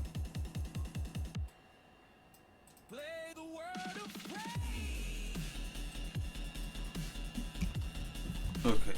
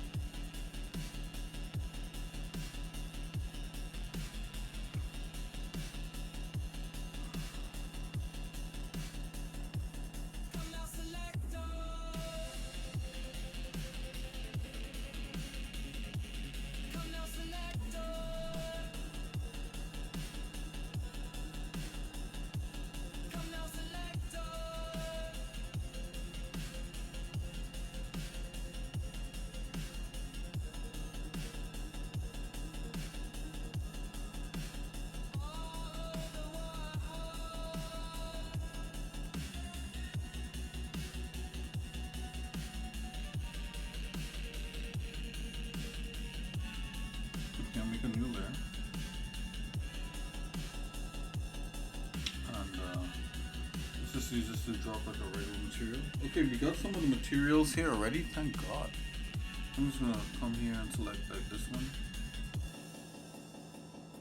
That is gonna ask me to generate some maps. That's okay, go ahead and generate. Do your thing.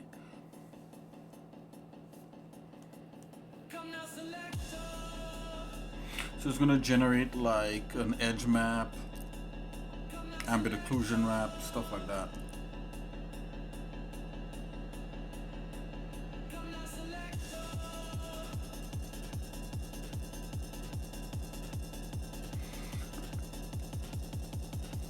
Okay, this is our edge map. Excuse me, guys.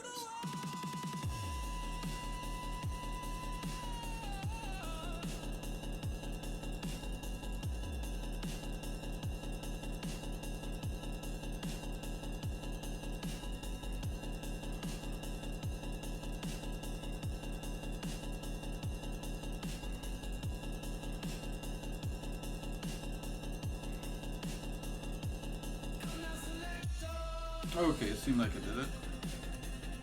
Yep.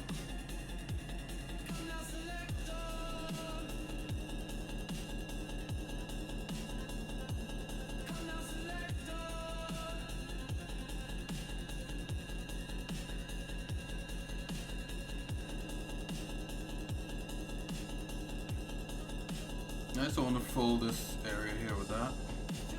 I'm just gonna go in here with this fill bucket. This thing here is already selected.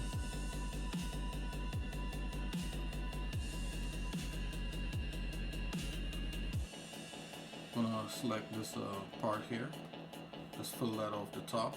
Just gonna do big swashes and then just gonna work my way in.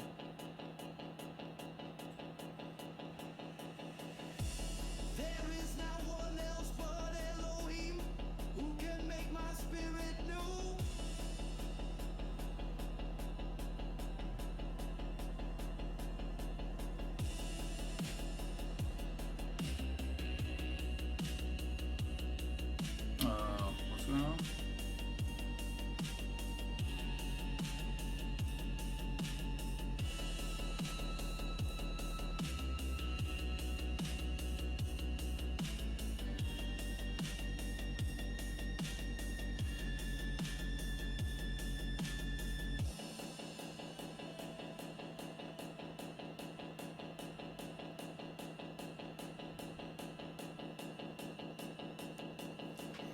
Hold on here, guys. Something's wrong. I'll try this one. I'm gonna try the green. As a matter of fact, there's supposed to be some kind of thing that pops up that shows you the preview of the material. Why isn't that popping up?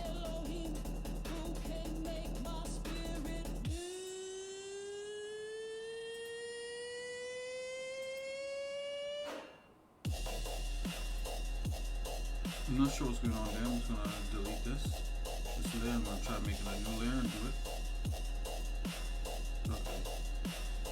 Go back to my fill tool. Select one of these smart materials. Where's my smart material windows?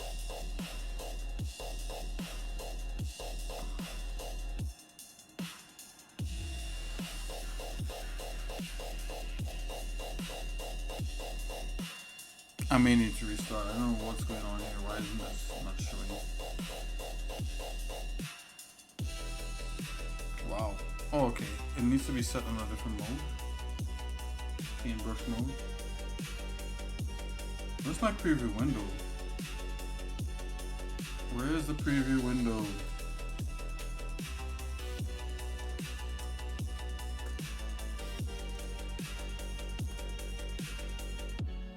What's this? There is now one else but Elohim who can make my spirit Let's try it again. It's supposed to be a preview window. I'm not seeing it. I don't know what's going on. The entire layer, no.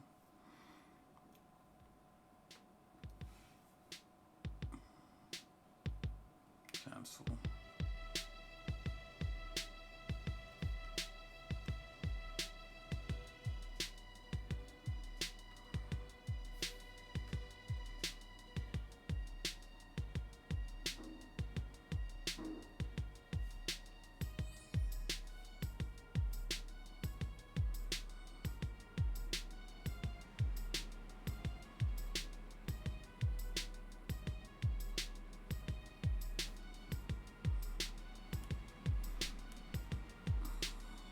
I want to be able to adjust this thing.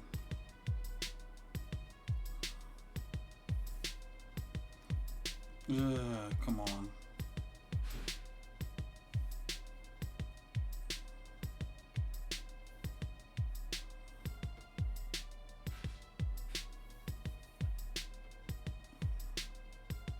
I want to be able to adjust what I'm seeing here, and I'm not getting that preview window. Where is that? Okay, there may be something going on because I switched views. Let's try it. Let's go back on the desktop.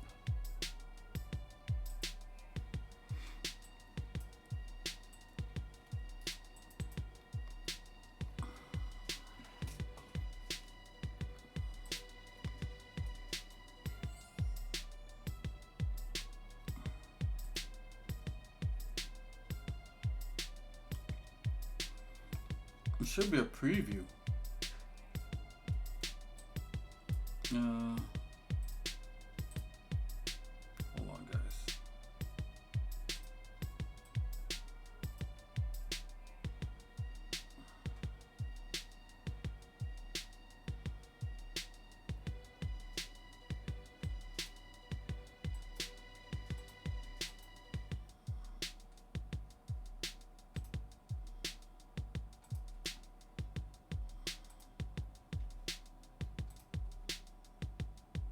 There's no preview. I'm gonna save and start it over.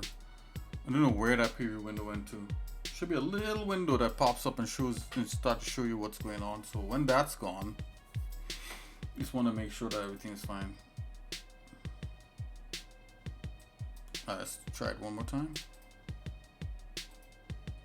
It takes a little while. You know, this is the first set of pains that like to kind of get into stuff, and once you're in there, you know, like stuff just works out. Okay, drop shit 3D.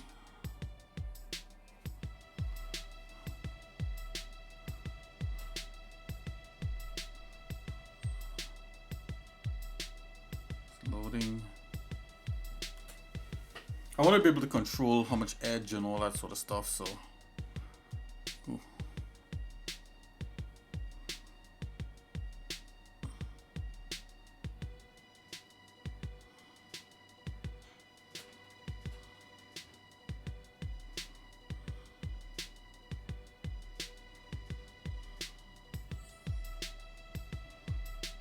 I think the base body, I think this part right here, this tan part and this gray part could be like a metal, and the rest could be some kind of polymer, plastic, or some kind of new material or something.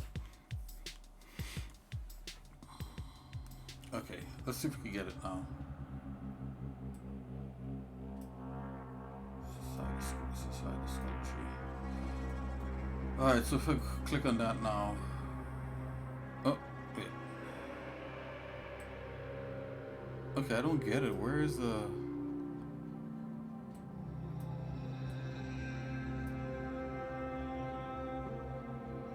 manipulation gizmo?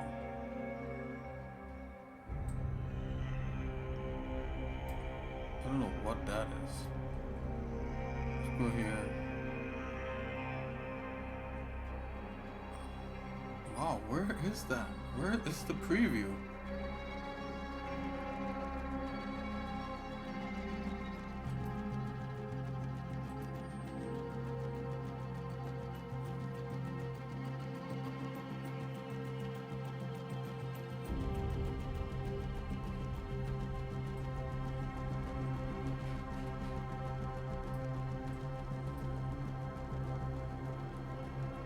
Okay, officially, it's like, this is weird.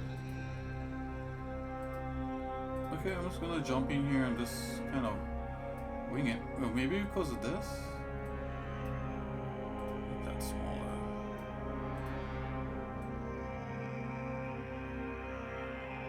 Oh man, like, where did that window go?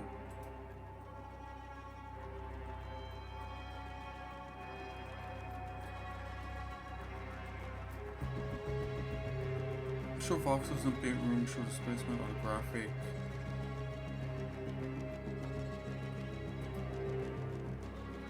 Is it one of these?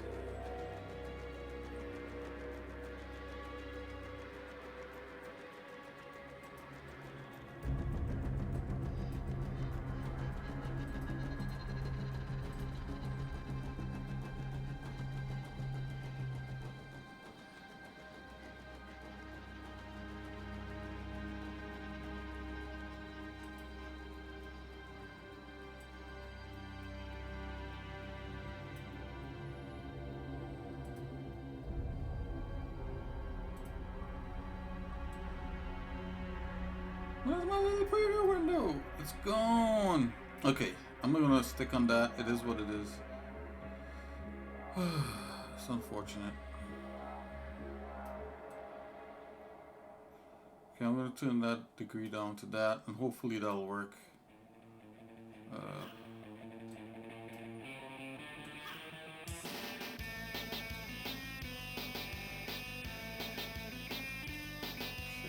And I'm gonna apply this to that.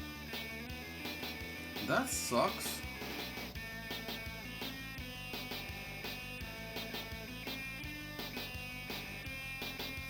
It just kind of did it, so there's a little less edge to it. And that's kind of cool. Let's do this to the wing. Brush options.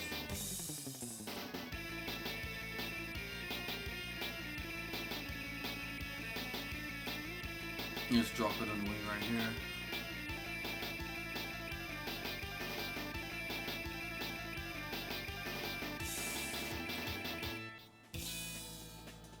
Okay, and I know that these things supposed to have this green, so I'm just gonna select this green.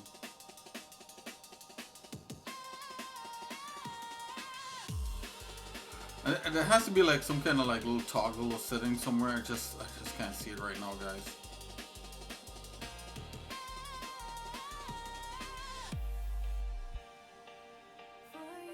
Okay, I'm just gonna drop this here on these right here. I want it on the whole thing. Yep, engine material okay. I'm dropping on the whole engine material.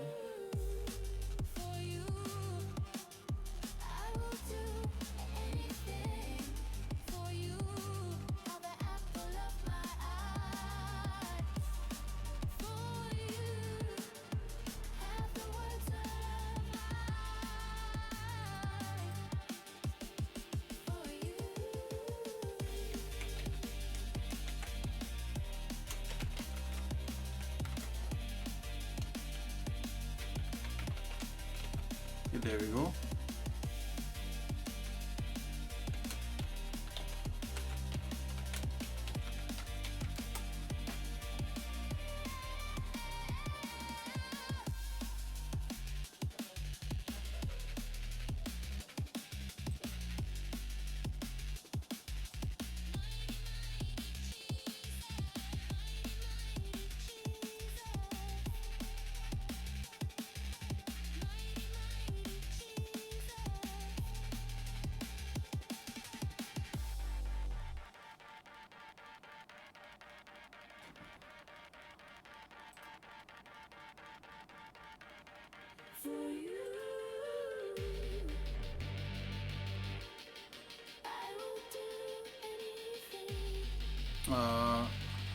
Let's go back here in view and just kind of look at this real quick.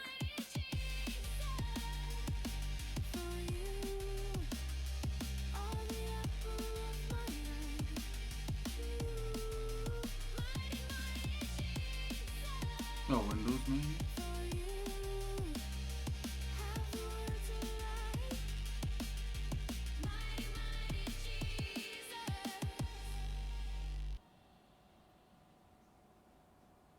Yeah, it should be somewhere in here. I don't know why it's not showing. Okay, let's just leave it as is. So I'm just gonna go ahead. I'm gonna hide these for a minute.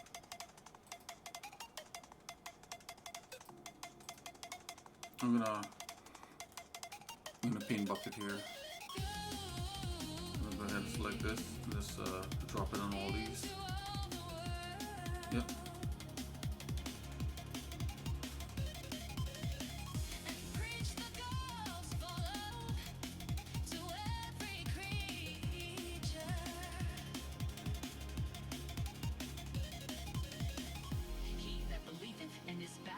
Okay, so this is gray. But he that believeth not shall be damned. And these signs shall follow them that believe into my name. Shall they cast out devils?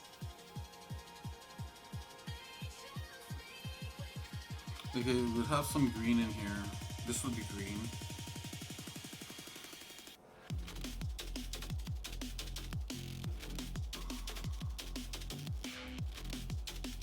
Okay, let's do the wing.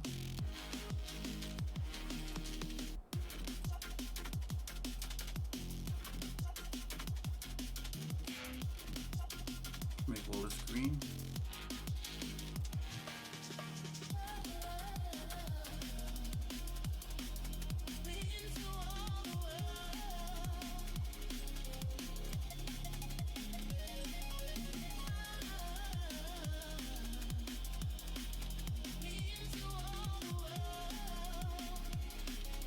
Let's use this and let's ignore back this culling.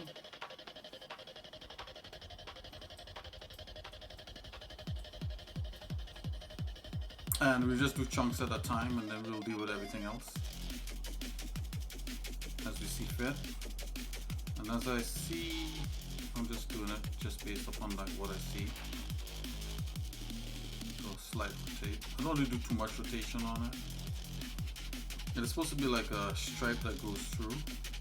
Not sure how I'm gonna handle that, but let's handle it like this. Thinking.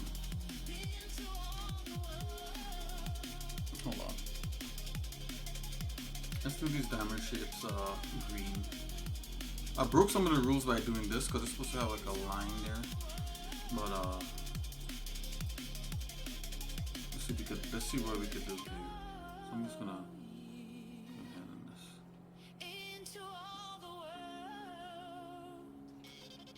Just fill it like this.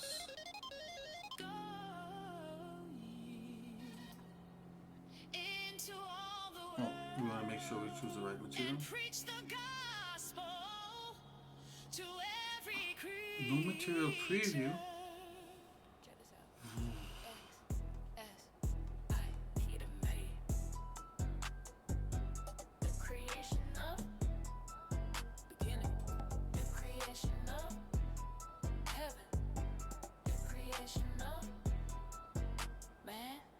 Creation of all time, the creation of all space, the creation of all matter, Listen back in the day, yeah, we got Lydia. Dancing before Jehovah, yeah, we got busy. Door to door, we walk with his word. Preaching things you ain't heard. How God created the universe, verse by verse. Praying with those in need so things don't get worse. Knocking on your door, knocking on your brain. Sure what that's the doing. Son of Man is coming again. Yo, if you spread God's word, you a door knocker. Convicting hard hearts with the words of the Father. Knocking on your door, knocking on your brain, knocking on your heart, for Jesus is coming again. Okay.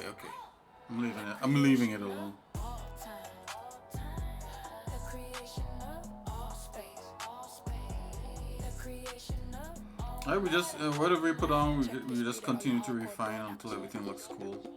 So nod your head for King Jesus. Nod your head for his purpose for your life. Nod your banger for the kingdom. Nod your head for the new world to come, boy. Holy door knockers. The creation of, the creation of, yo, the creation of, check this beat out, all your hardcore door knockers. Yo.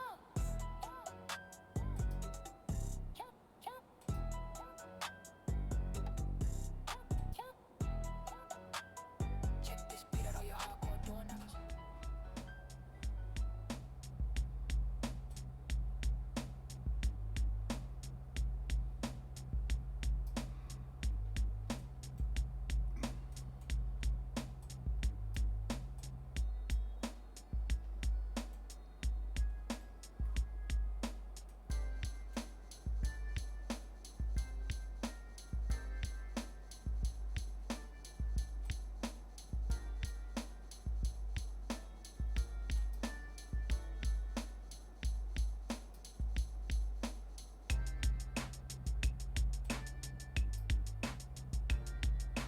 Actually, let's leave that like that.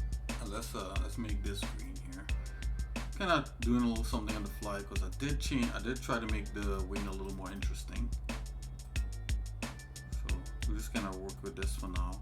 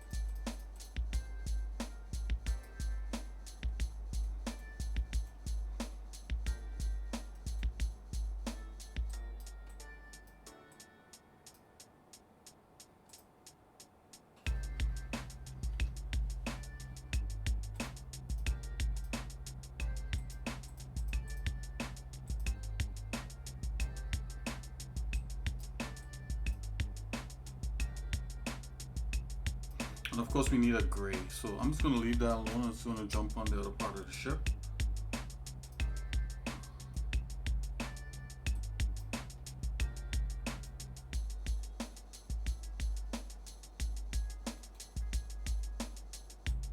There's supposed to be a line that comes down here and intersects.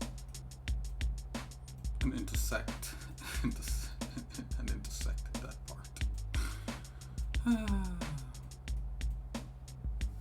See if we get a perfect side view.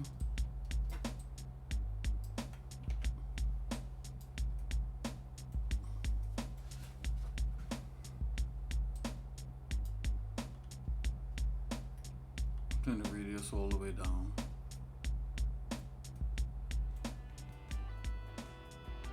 It's gonna go ahead here. It's gonna be the hull.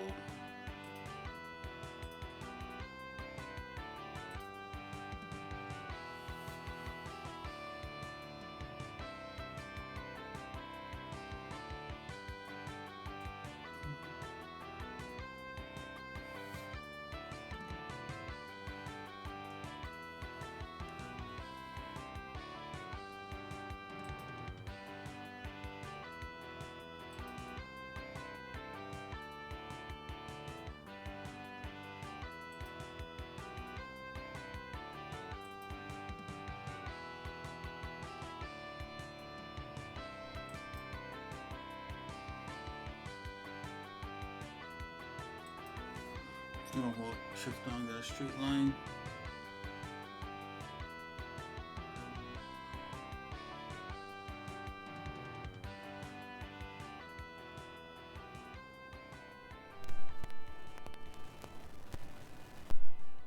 It's all good, guys.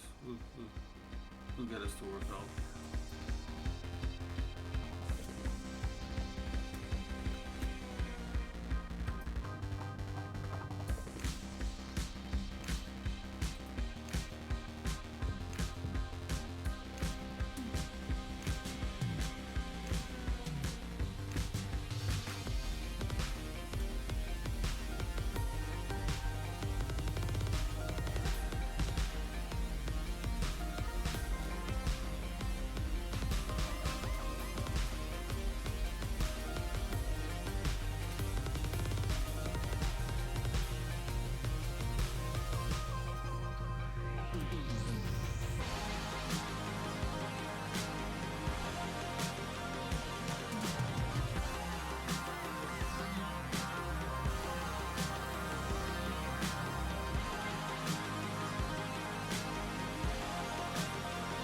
Okay, so that's our first kind of blush, I guess.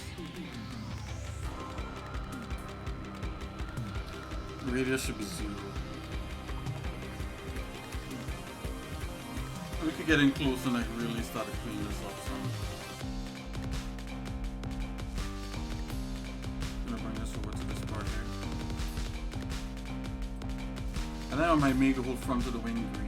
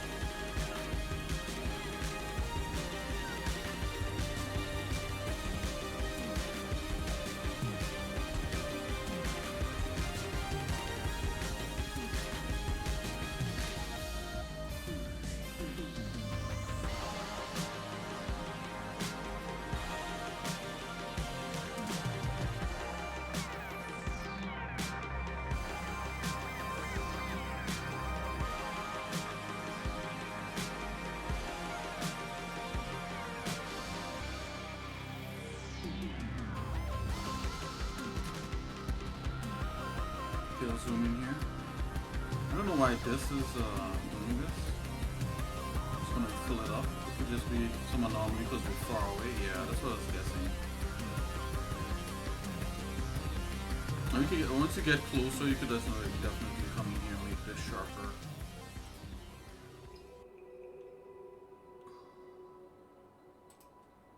just do something like this. Yeah, so it's like view based, you know. It's all good, guys. As long as we kind of get to where we need to get, like, to some degree, I think we'll be doing pretty good.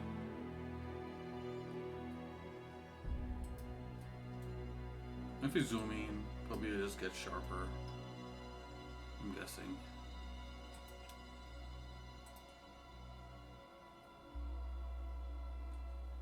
Yep, yeah, so it's a kind of view-based thing going on.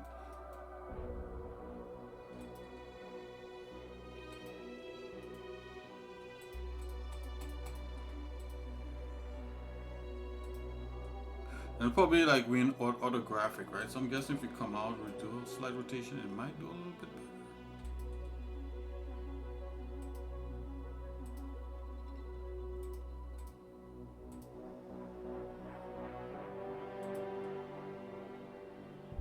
Yeah, that's what I was thinking. This one's a little bit of a rotation, and then we could go in and paint on this, and you could even do like a mask on it. And I'm thinking maybe this front wing should be that the screen. So let's get back to like that holographic view.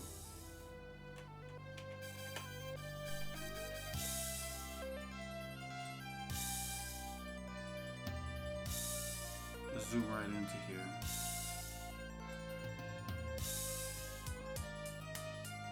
See if it'll allow us to do this. This would be a good test. It should, from what I can remember.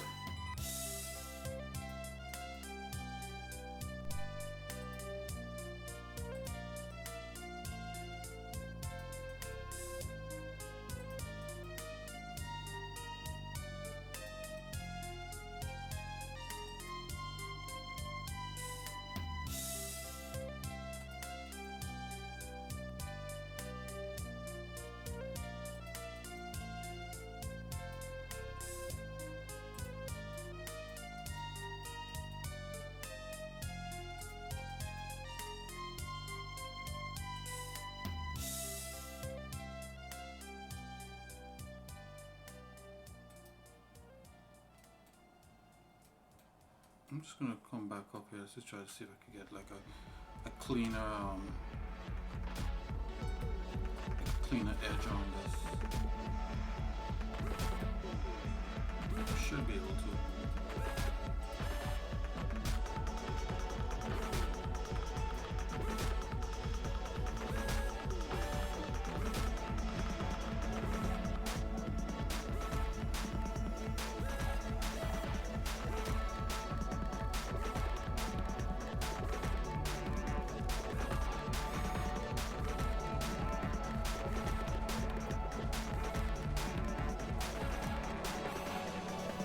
Did the best it could.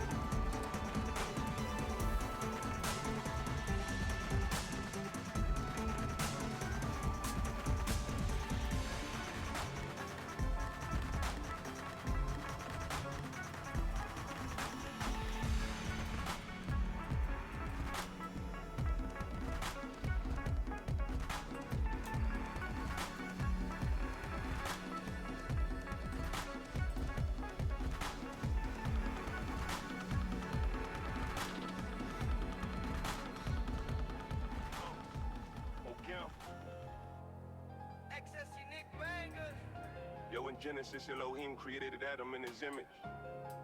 We have fallen. Jesus Christ made Okay, you us see new where again, never this looking back, because new looking back is material death. wants to happen now. It wants to come down Thank you, straight like Jesus, this. for saving It wants me to go from like death. that.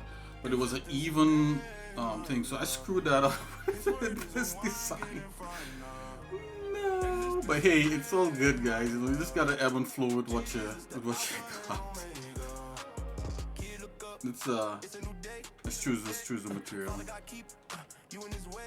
Come here. So his natty dread, I was slave. Keep it moving in this world. Give me that Bible, it's a sword. So many are made, a few are chosen. I like to eat like bread, never frozen. Keep on my thoughts. Holy rugged raw. Keep all things blessed. And he will restore. In that garden, the snake came to Eve. Choose the weakest link in mankind to deceive. It was a setup. God chose the woman, so devil's head gonna get wet up. Revelation show the end of all this mess. God's children elevated in his kingdom with Jesus rest. Existence in A minor. His word is a wine getting finer. Existence in A minor. Jesus the Alpha and Omega. Okay, so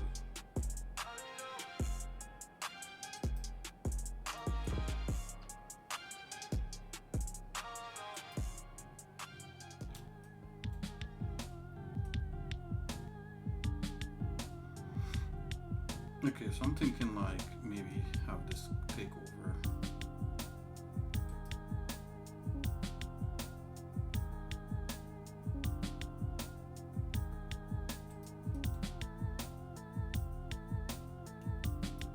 Let's come here.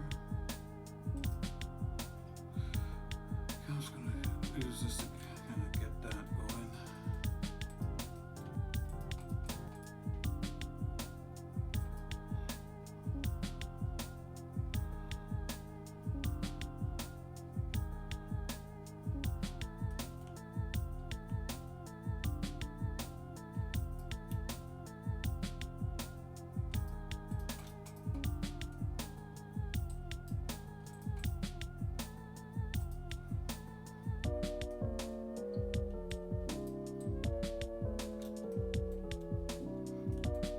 I was thinking something like that, maybe come back. Well, I think come back here with the gray.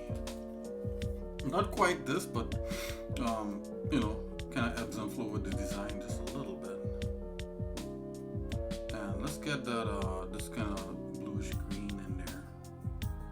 I'm just gonna make a copy of this thing here. Duplicate. Click on that.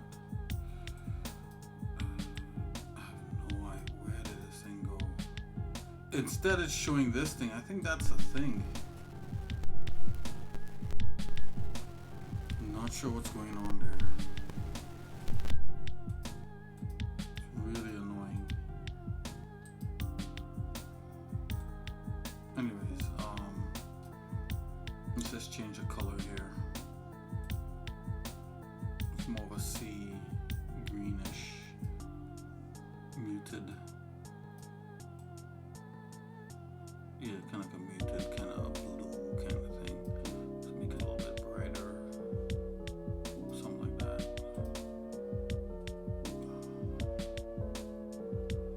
Why isn't it updating?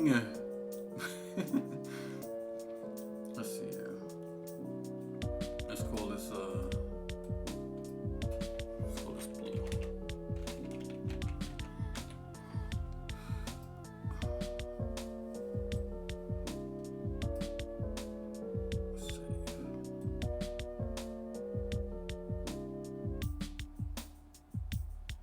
It's actually giving me the wrong preview. What?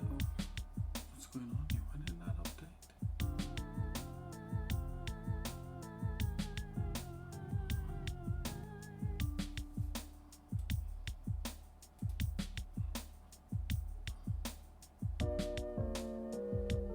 This would be the month. What is going on here? This whole thing is like messed up. Cancel. Let's check. What?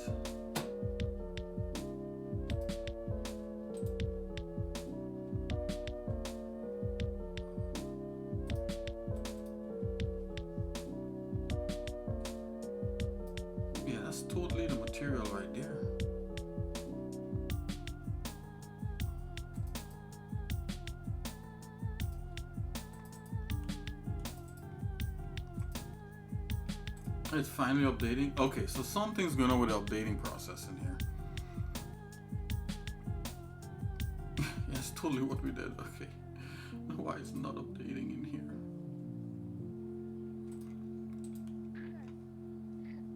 Refresh preview. There you go. Okay, let's do this. Let's do this piece here. I will be out of here, guys. It's like I don't know what is happening. I'm wondering why there is not a piece in here, but whatever. We'll get that going. I'm just gonna go ahead and select this right here. Let's try to see if we can get like a nice solid kind of square thing happening. Yeah, and obviously that's a blurry.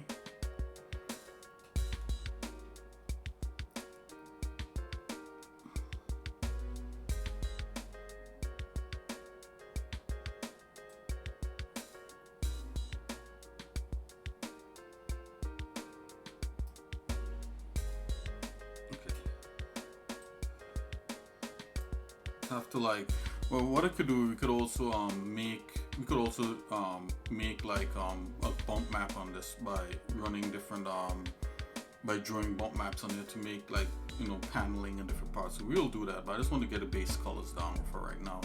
So it might look like overly exciting, but this is what we're doing right now.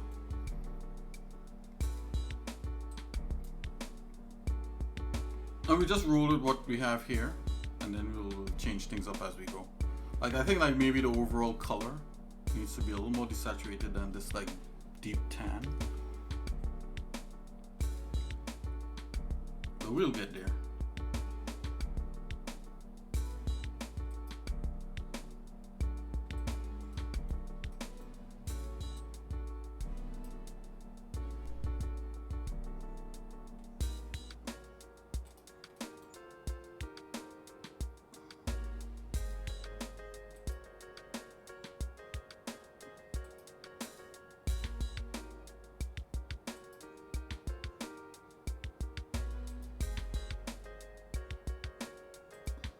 We have to come up here and fix this.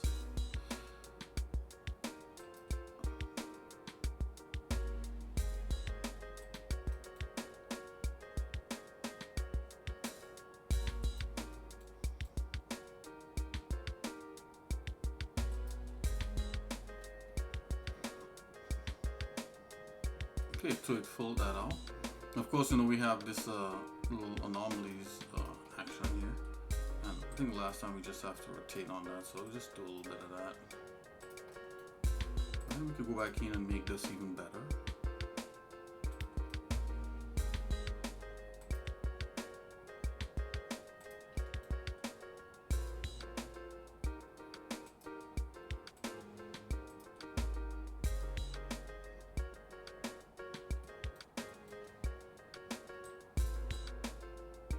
And we could go ahead and like define what all these things are, like come in here. And so far I'm not even using a like a brush yet. I'm just selecting like major shapes for now. And then we'll do the gray.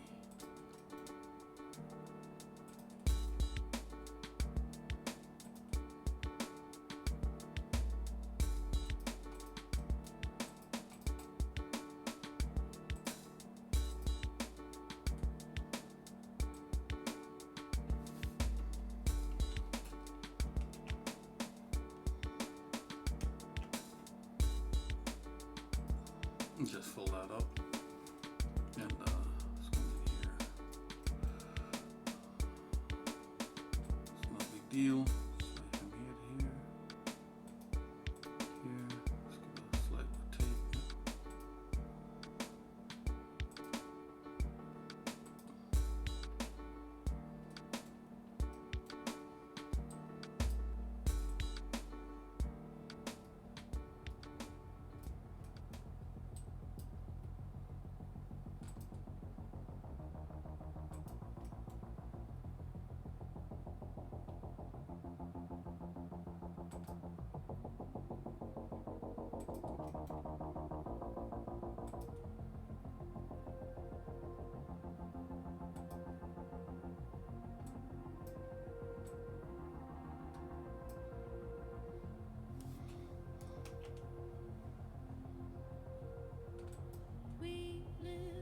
to you in this shallow great works you do in this end time apocalypse. I trust you. Okay, getting that to fill up.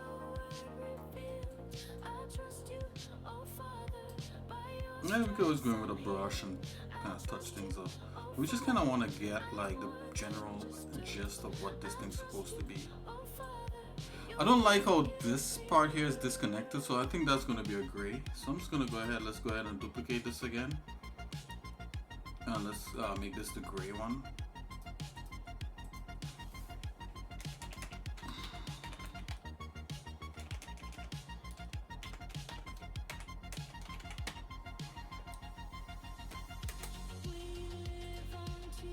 Okay, so I'm just gonna come down here. It's gonna be a gray like that, and that's almost correct. I'm just gonna come back here and make it a little warmer gray.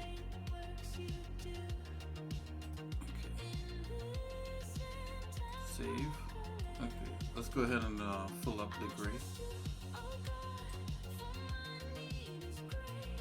I'm gonna put the gray here to kind of bring the gray up and around. Rather than have it green.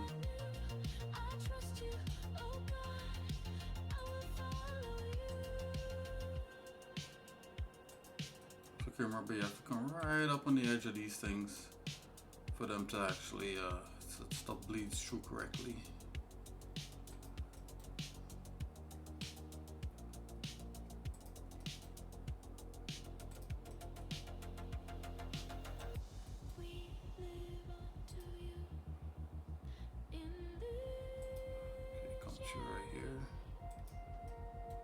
Just gonna do a little bit at a time. I'm not gonna go crazy on it.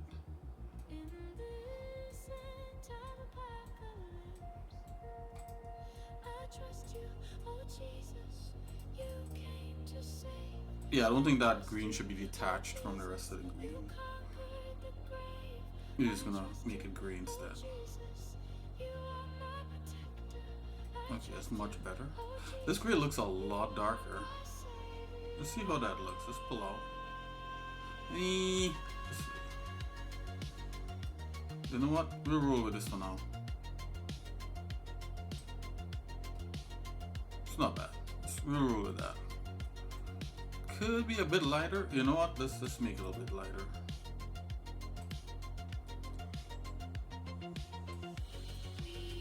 It's a little bit warmer.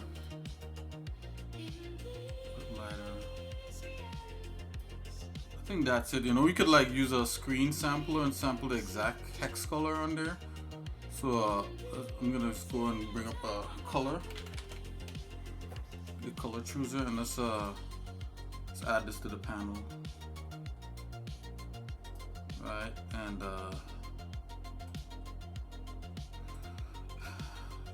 this is a screen. Pick screen color. I'm just gonna pick that. This is the color right here. You know, you don't have to reinvent the wheel. You could just use back what you did already. So that's it right there. I'm just gonna double check. It's okay. So yeah, that's a lot lighter. I'm gonna just save that. Okay, let's redo it again.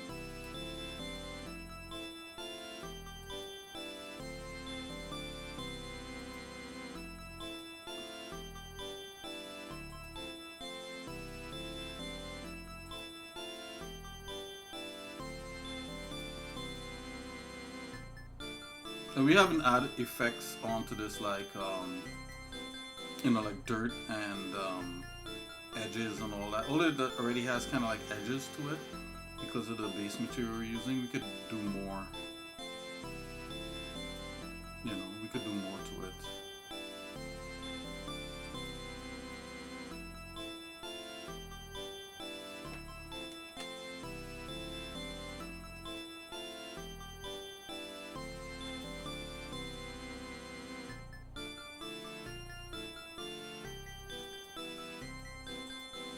Okay.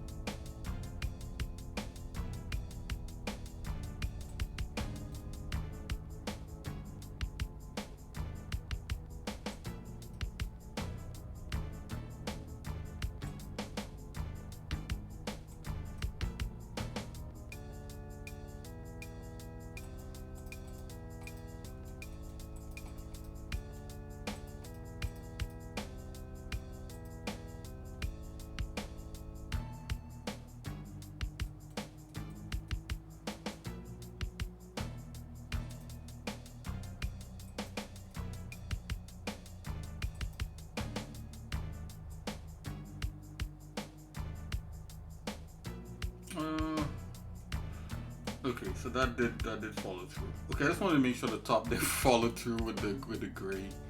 It ended there, so it did. Let's go ahead and do that.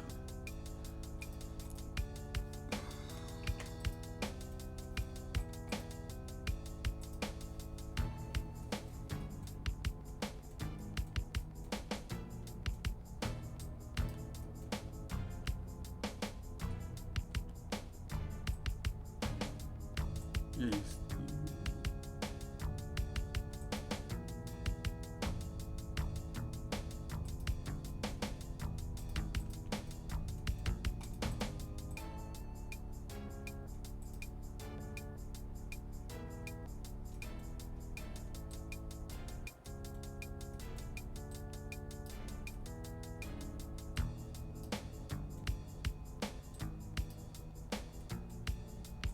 Okay, let's see if we can get a sharper triangle on that, and let's go a little almost straight on.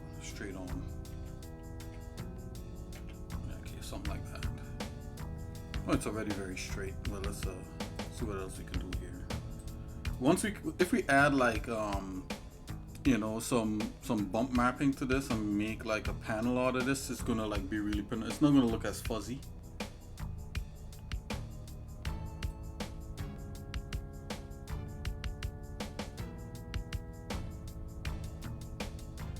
Okay, I'm just gonna do that for now. And if you notice, like this here is a lot lighter in here. It's almost like a type of gray.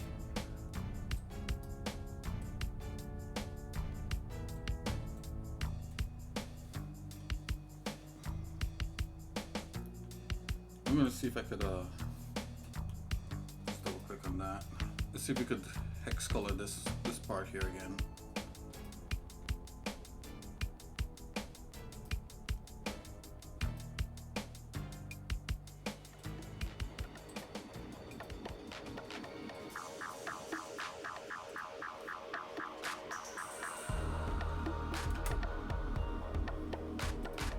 Okay, so that's in there. See, so this is like kind of like a light tan. I don't know if it's gonna work, but let's check it out. Check it out here. Fill. I'm gonna select this part here. Click on it. Oh, you gotta like do this right here. Let's see if it'll do it.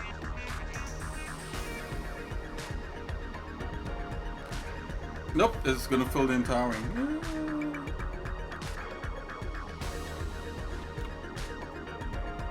Okay, so this is what I'm gonna do with that. This is how I'm gonna fix that. I'm gonna go to the side view, and here I'm gonna go back to that lasso tool, and this time I'm gonna tell it, oh yeah, ignore back faces. There we go. And it's gonna like punch it right through. Just come in here.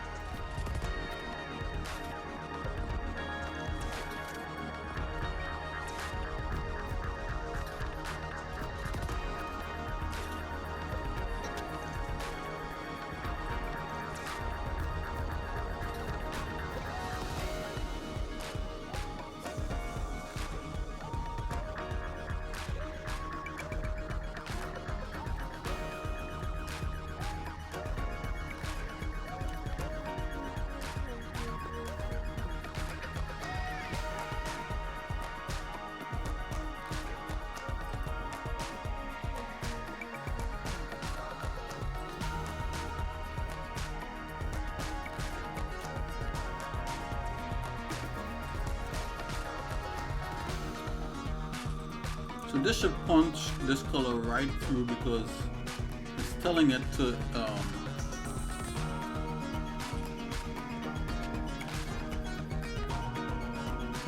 no, wait a minute. I want to ignore back facing. Yeah, so it's gonna go right, so it's gonna ignore the back faces. Nope, you don't want it to ignore the back faces, you want it to go through. Turn that off, okay.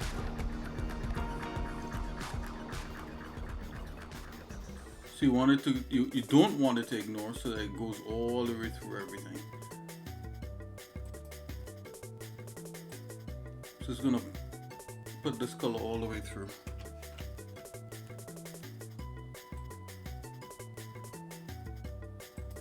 Okay, here we go.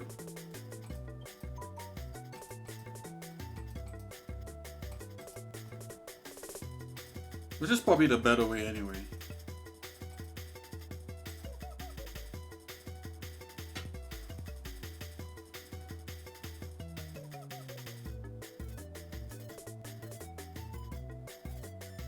Just gonna give it a lighter version, closer to what the image is right here. Okay.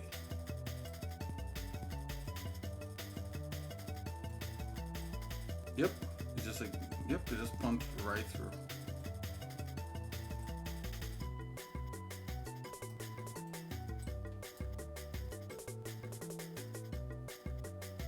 I don't know, I kind of like this the saturated version.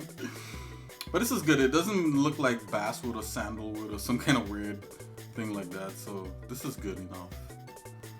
So this is the beginning of us bringing this all together.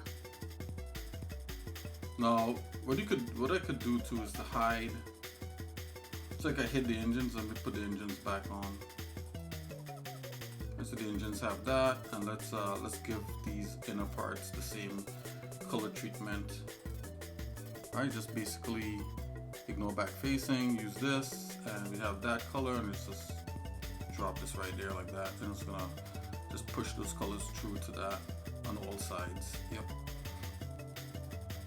Let's go ahead and sing. Okay, so what needs to happen? So we need to treat each individual part, you know, with some care and that kind of some TLC. So let's just take a look here. Okay, I just want to like drop an orange on here, and I think this is supposed to be like little lights.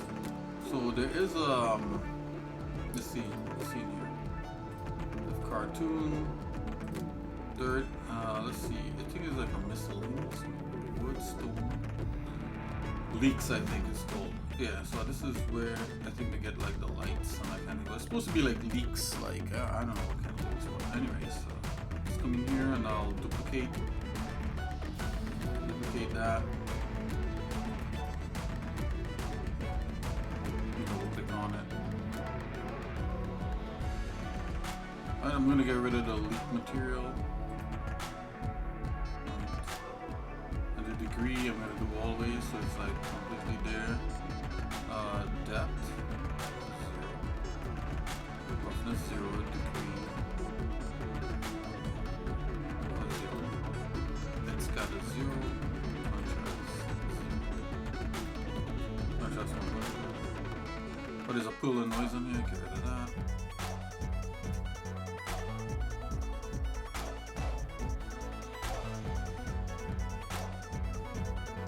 Okay, so just strictly this color, and I'm going to call it light. Although I think there's a better way to do this, but I can't think of it right now.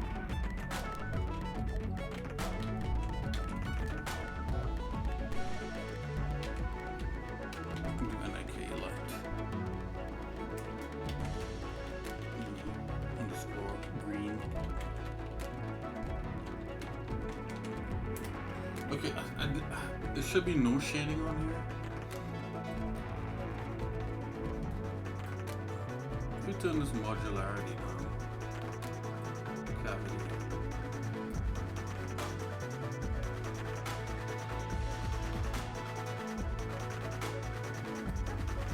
Let's go in there.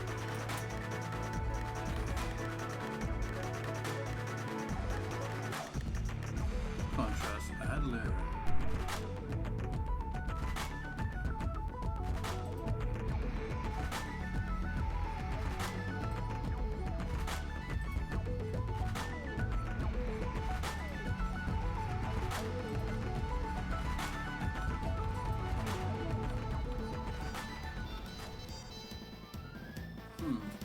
From camera. And I'm just gonna go back and put the cube in there. Name overall unlock depth. Yeah, that's weird. Overall, okay, smart materials.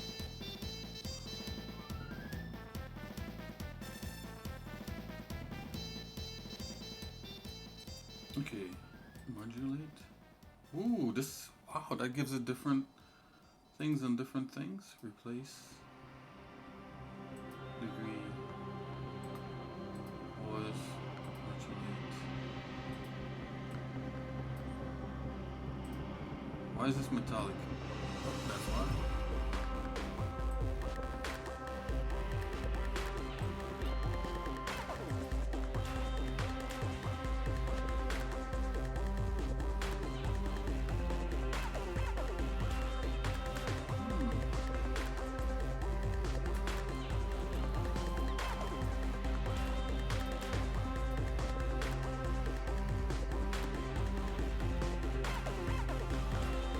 Okay, so I know you could put a layer in there for lights, so we're gonna do that. So I'm just gonna go ahead and see if this is green light for now.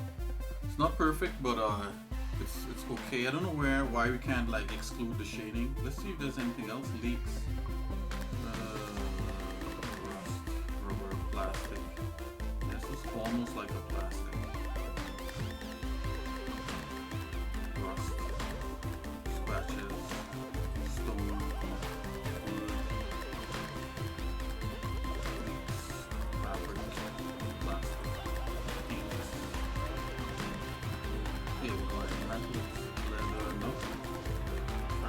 You think cartoon would give you like that flat complete cartoon, but their cartoon is a little weird. And we have of course the defaults, and I'm gonna go back to leaks here and stick with my green light, and just wanna duplicate this guy and make this. If I click this duplicate, right, I'm gonna make this that orange.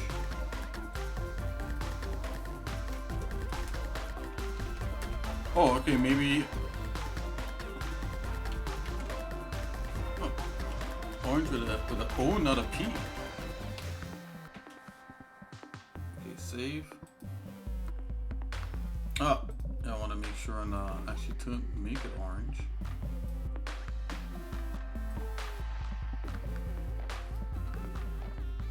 Yeah, bright orange. Just a little more yellowish orange. Okay, yep. That's good, and save that. And what I could do here, I could tell it I don't want any depth information. Right, leave the color, right, and the gloss. I don't want any gloss. Right, when I work with this, and we could use a circle.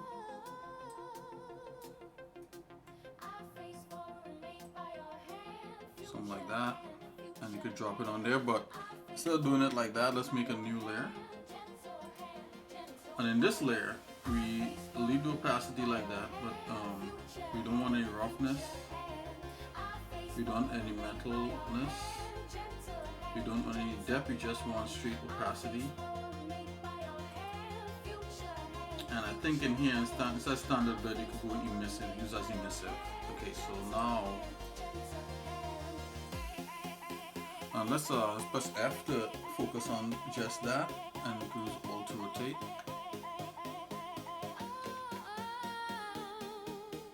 Okay. Start from the middle. I think this is good. See, it already looks a little emissive.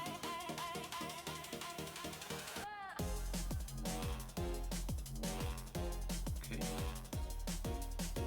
Let's go do this one.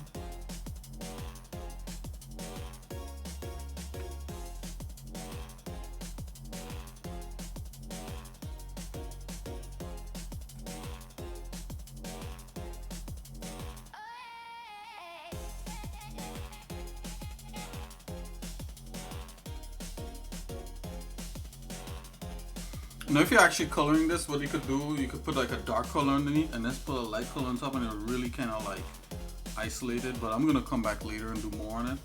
And then I'm gonna just call this emissive. I'm gonna just call this material. Let's do color base. You could actually color in different layers. You could actually make layers. So like I did all the coloring kind of like on one layer, but if you wanted, you could like add layers and just do the certain greens on one layer and like the tans on another layer. And I've done that in the past, and that's probably the better way to go.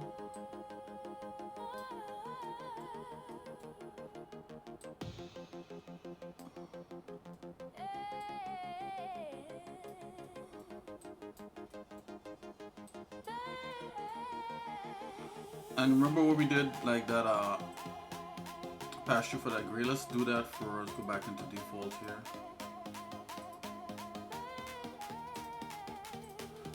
Alright, and we're gonna select this this gray right here.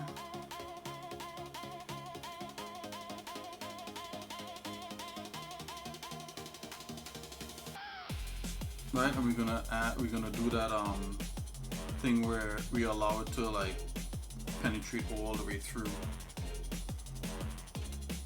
Just gonna fire it like that. Give it a slight turn. Bam.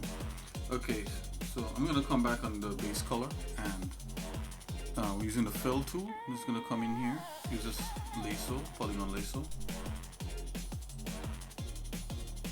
and we're just gonna puncture right through.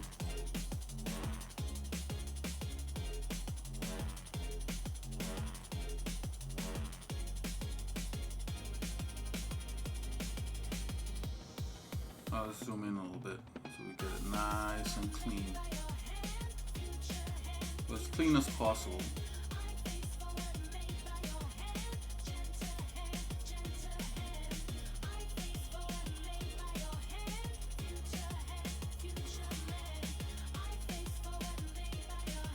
Now let's hide the engines.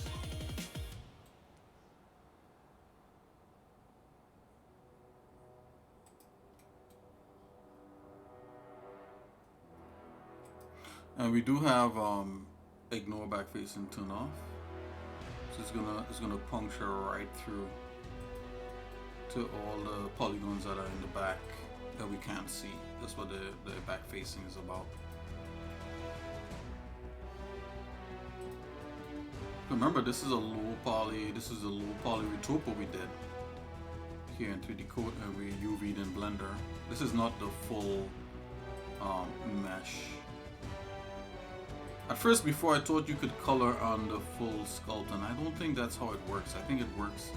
I'm not sure if ZBrush, I'd have to double check. You know, you guys let me know in the comments if in ZBrush you need to, you know, if in ZBrush you could color on the full sculpt. As far as I know, you could only color on the low resolution meshes, you know, because it's more efficient that way. And the sculpts just have to stay one like color that's in the GPU, or one kind of material in the GPU. Oh no! I lost my selection. Oh, did I? Let's zoom out and see. Oh no! Yeah, I lost my selection. Oh my gosh. Oh Lord, I'm sorry. Oh no. Let's try it again.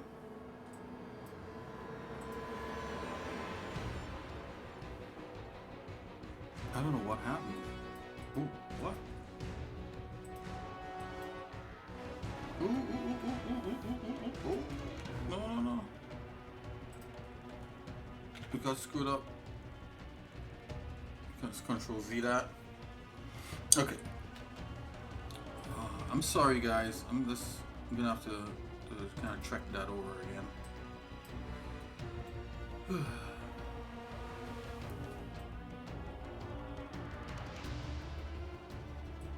Sorry about that. That's my bad. It happens. Flick of the wrist.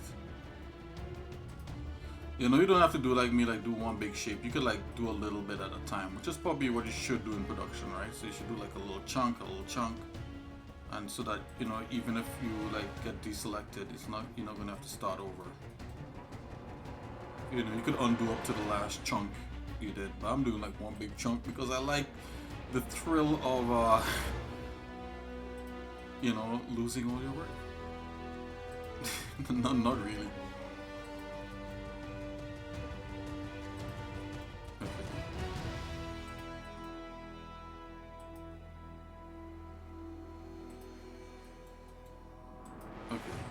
I'm gonna take my time with this.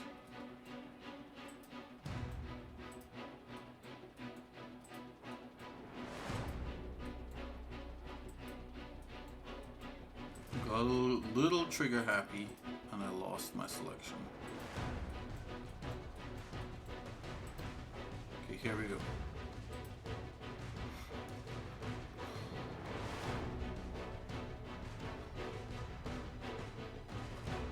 There should be a nice clean fill right there. And it should go all the way through the mesh. Which is what we need for now. Yep. That part looks a little odd, but we could always go in with a brush and clean that up. Yeah, see it punctures all the way through, which is what we want. Right.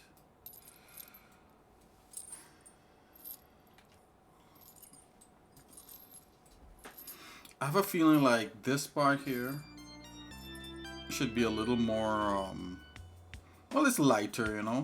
It's lighter. So I guess that's fine.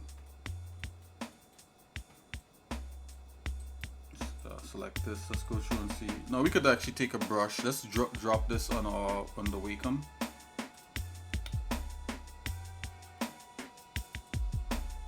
And I'm gonna take a brush. Go through this, but let's go ahead and file save. Okay, let's just jump over to the Wacom real quick, guys. So I was out today and it was like, I don't know, man, the snow just came out of like nowhere. Brush, let's do the brush down a bit.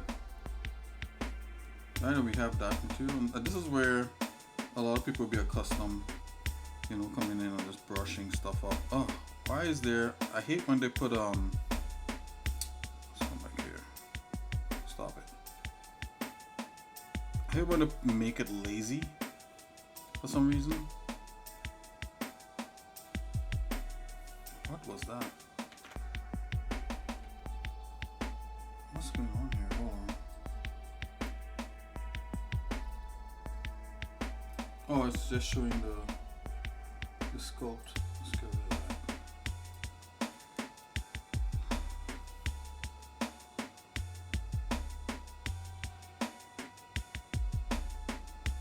Yeah, so turn off steady stroke. Steady stroke makes it lazy, and that's, you know, for you to like make, you know, steadier things. But for me, because I'm using a Wacom, it's just, for me, just, you know, it's just, it doesn't work.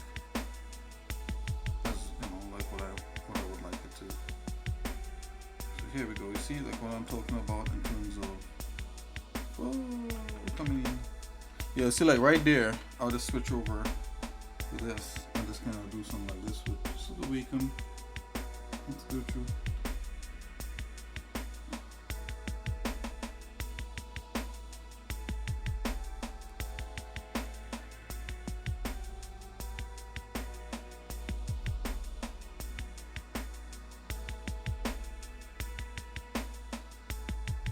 You don't have to worry too much about like these creases, because we could run a dirt material that's gonna like darken these creases, but I still like to give them a little bit of attention.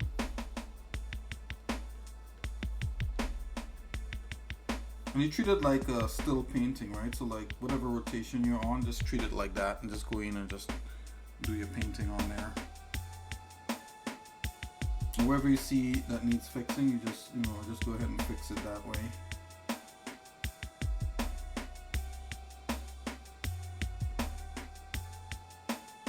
So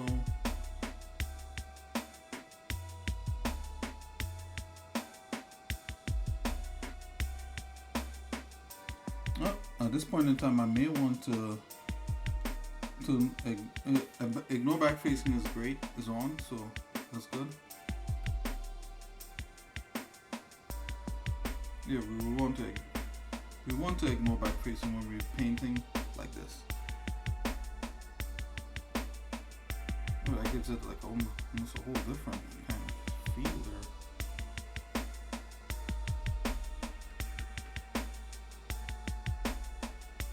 Is it based upon your angle here?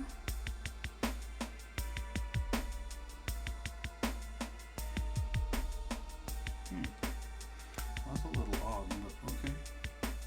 Let's go back to the... Oh, you know why? Because we're in a different tool. We're in the brush tool, that's why.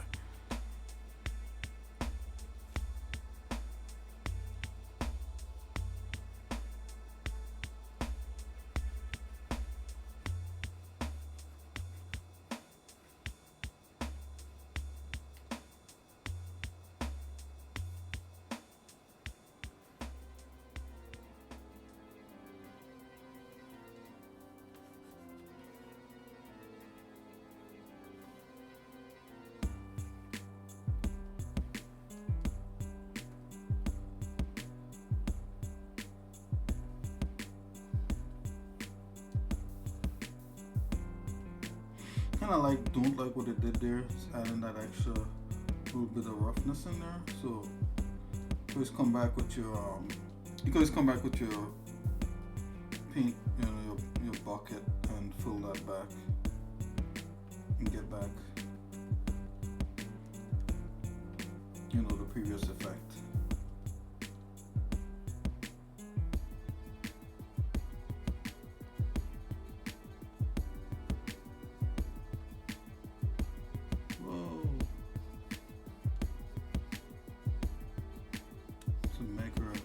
Edge right there. Man, this ship is beat up, which is, I guess, is good.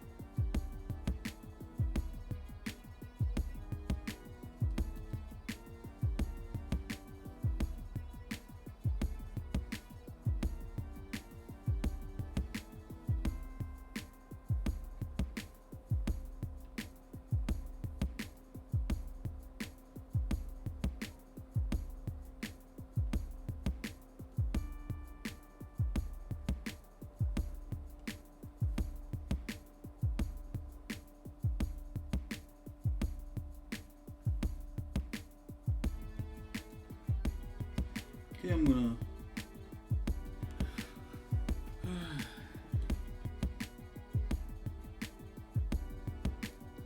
switch over to this material.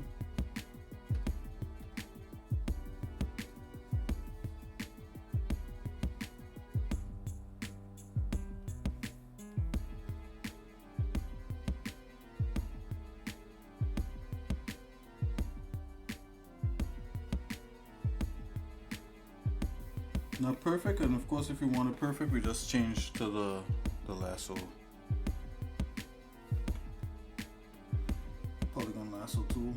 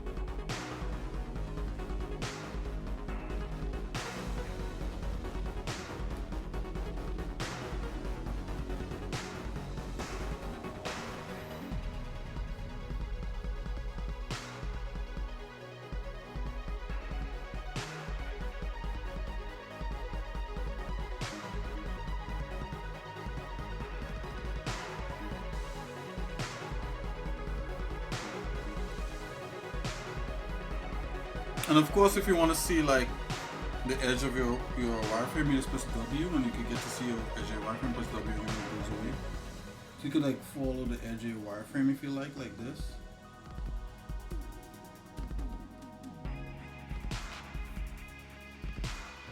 You might want to do something like this.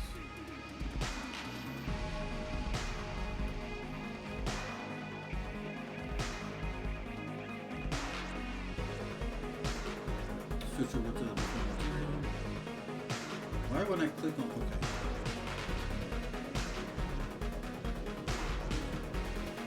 I have to try to be a little more patient, guys. I might end up doing like a bump map and just get some paneling and edges and a little more detail in here. All right, now I'm just going basic.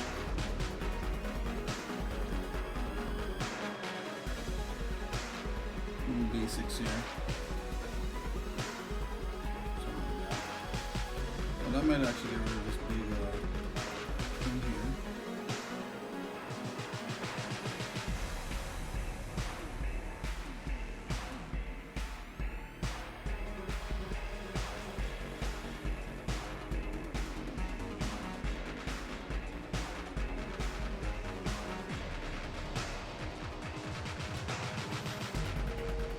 Oops, wrong color. The right color.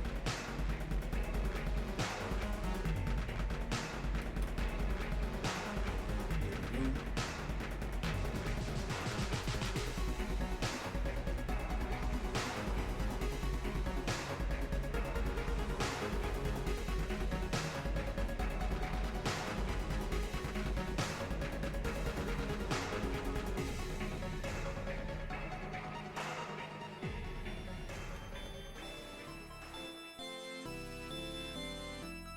Okay, let's switch over to this.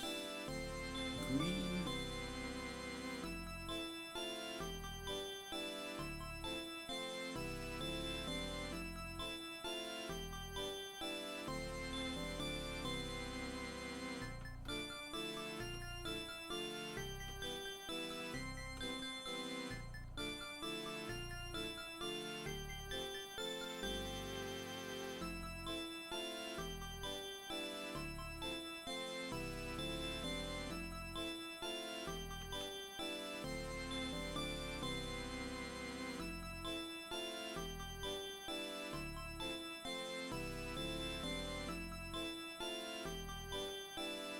Again, this is that gray.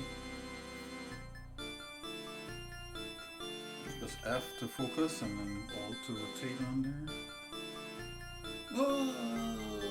Yeah, let's do that. Forget, we don't want to like do too much rotation when you're doing this kind of selection.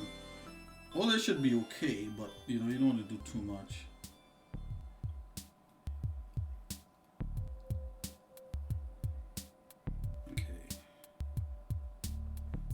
This should be good enough.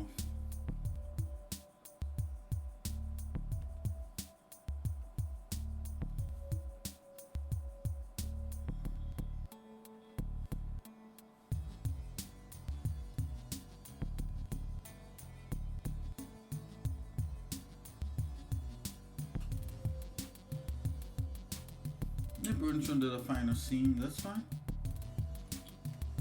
You know.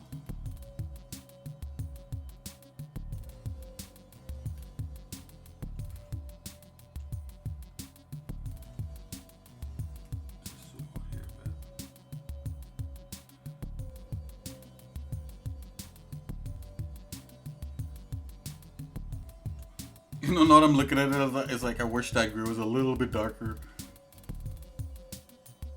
I mean, nothing is stopping us from doing that.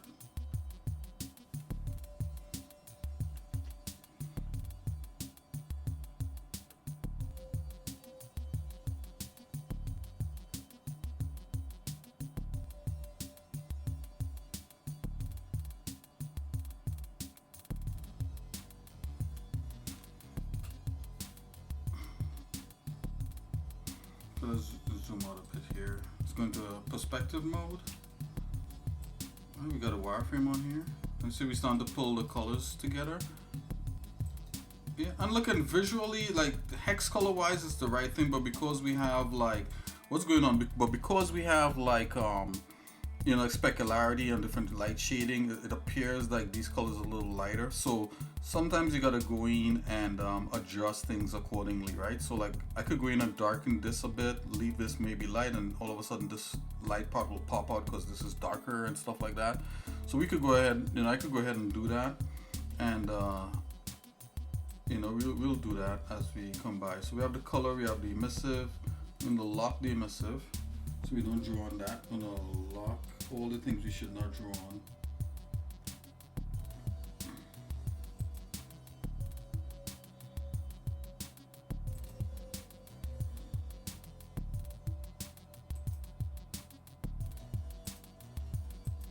Right, and we're gonna come back, and you know, in the next stream, you know, we could come back to this and we could start to draw some lines and actually draw some bump map in here where we could do some paneling, like, you know, draw some creases and reliefs, and we could score the edges and try to do some more tech things and make, you know, like make this edge here more pronounced by drawing a nice straight bump map on that, and we could do more stuff like that.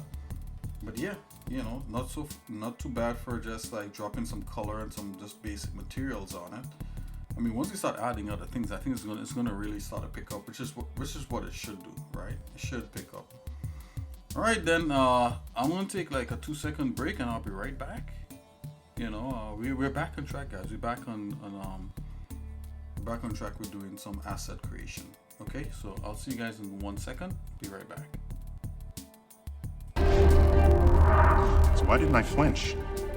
Because the laws of science differ fundamentally from those of...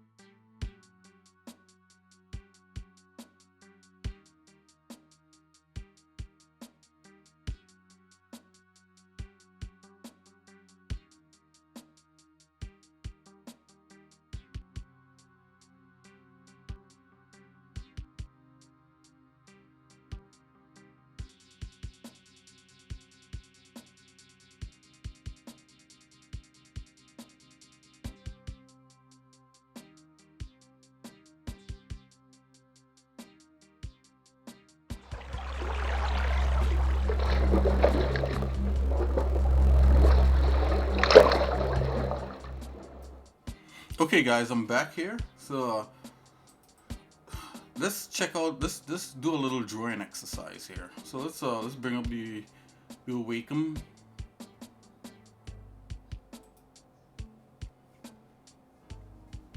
Oh, the Wacom is actually up. And let's launch Critter.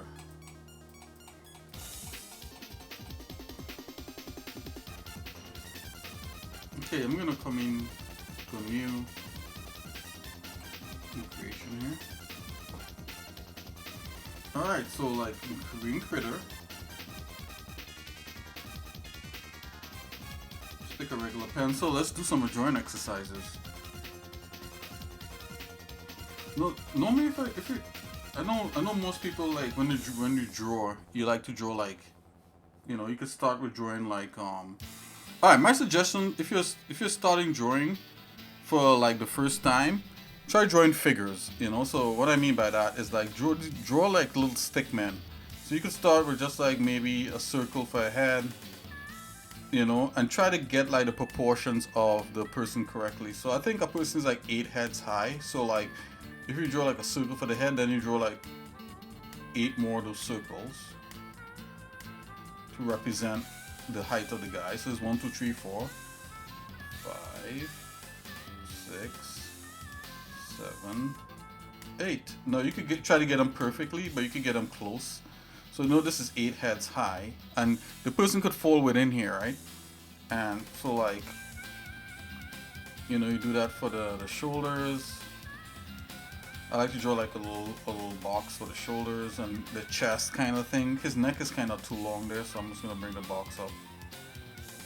Do this for the midsection, for his waist. I'm gonna make a smaller box for his hip, and then his legs. And also, when you're doing legs and arms, like the length of the thigh should be the same length of the lower of the of his lower leg. His lower leg and thigh should be about the same thing. So it's kind of like it's one thing, and you divide it in half, and you get like, you know, his leg there. And draw this other part here, and do like this. Like one other thing, and then you can do like this. This is where I'd like to do that. Is where his like thigh starts. So this is like his hip and his crotch, and then you could like draw like the arm. Now the arm, when it comes down, it should come down to like where your arm should come down to where your belly button is, like where you bend your arm, and then like your length of your arm is the same thing like your leg. It's like half of that. The same length of your upper arm is the same length of your lower arm, give or take. Then you draw like a little box of the hand, and the fingers could be trivial. And I would say start like, if you're starting drawing, try drawing like these stick men in poses like this. This will get you started. I remember there was like this time the drawing stick men was like in style, right? So like they had all these animation with these stick men fighting and stuff like that. That was totally in style. But normally, instead of drawing a circle for a head, I like to draw a box for a head, because with the box you can show which way, even with the circle you can show which way he's looking. Just draw like a intersecting line like that, and draw one like where his eyes is, and where the 2 points meet, that's like where he's looking. Let me zoom into that a little bit more. Something like that. That's where he's looking. But I like to do a box instead. Just keep it the kind of box theme.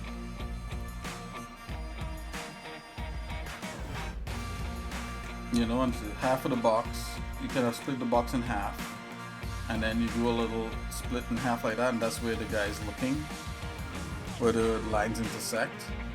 And with this, you could draw a human being by like just, you know, if you're on a piece of paper, you could just like look closely, right? Or if you're like me on a tablet, you could just zoom in, or if you're on your phone or whatever it is, and you can start like working on just the head and forget the rest of the body for now, right? But you could do like a bunch of these guys posed in different ways, and you've seen us do it in a few other like streams. So like right here, like how I like to do a face is like right here where this intersects this, I like to make like a T like that, and that's where his nose is gonna be, and that kind of thing. So I like to do the eye like this. We make the brush size a little smaller.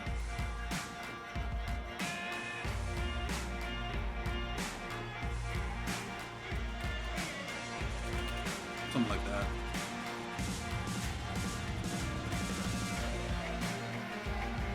Right? You could do like, this is a good another way to like kind of do like, you know, you see what I did there? Just kind of did a sliver there and a sliver there, and that's kind of like his head turn.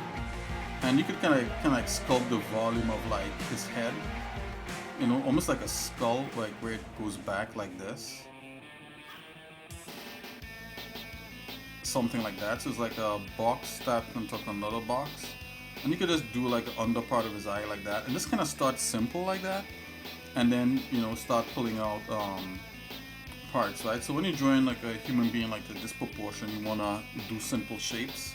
Don't go into like creating like an in-depth nose and all that. And then you do his mouth, right? That's, you could do either smiling, you know, like a big smile like that, or you could be frowning, or you could just have a straight mouth, you know, just like with kind of no emotion, right? And notice how, like, see how I have the side here? I'm gonna like just draw something that look kind of like a cheekbone like coming out like this. So when your face is turned, you get like a silhouette kind of like this. This is cheekbone, and it's kind of come in. But you want to kind of establish his chin a little bit, so you could do a little bit of a chin, unless your guy has a lot of like jaw to him.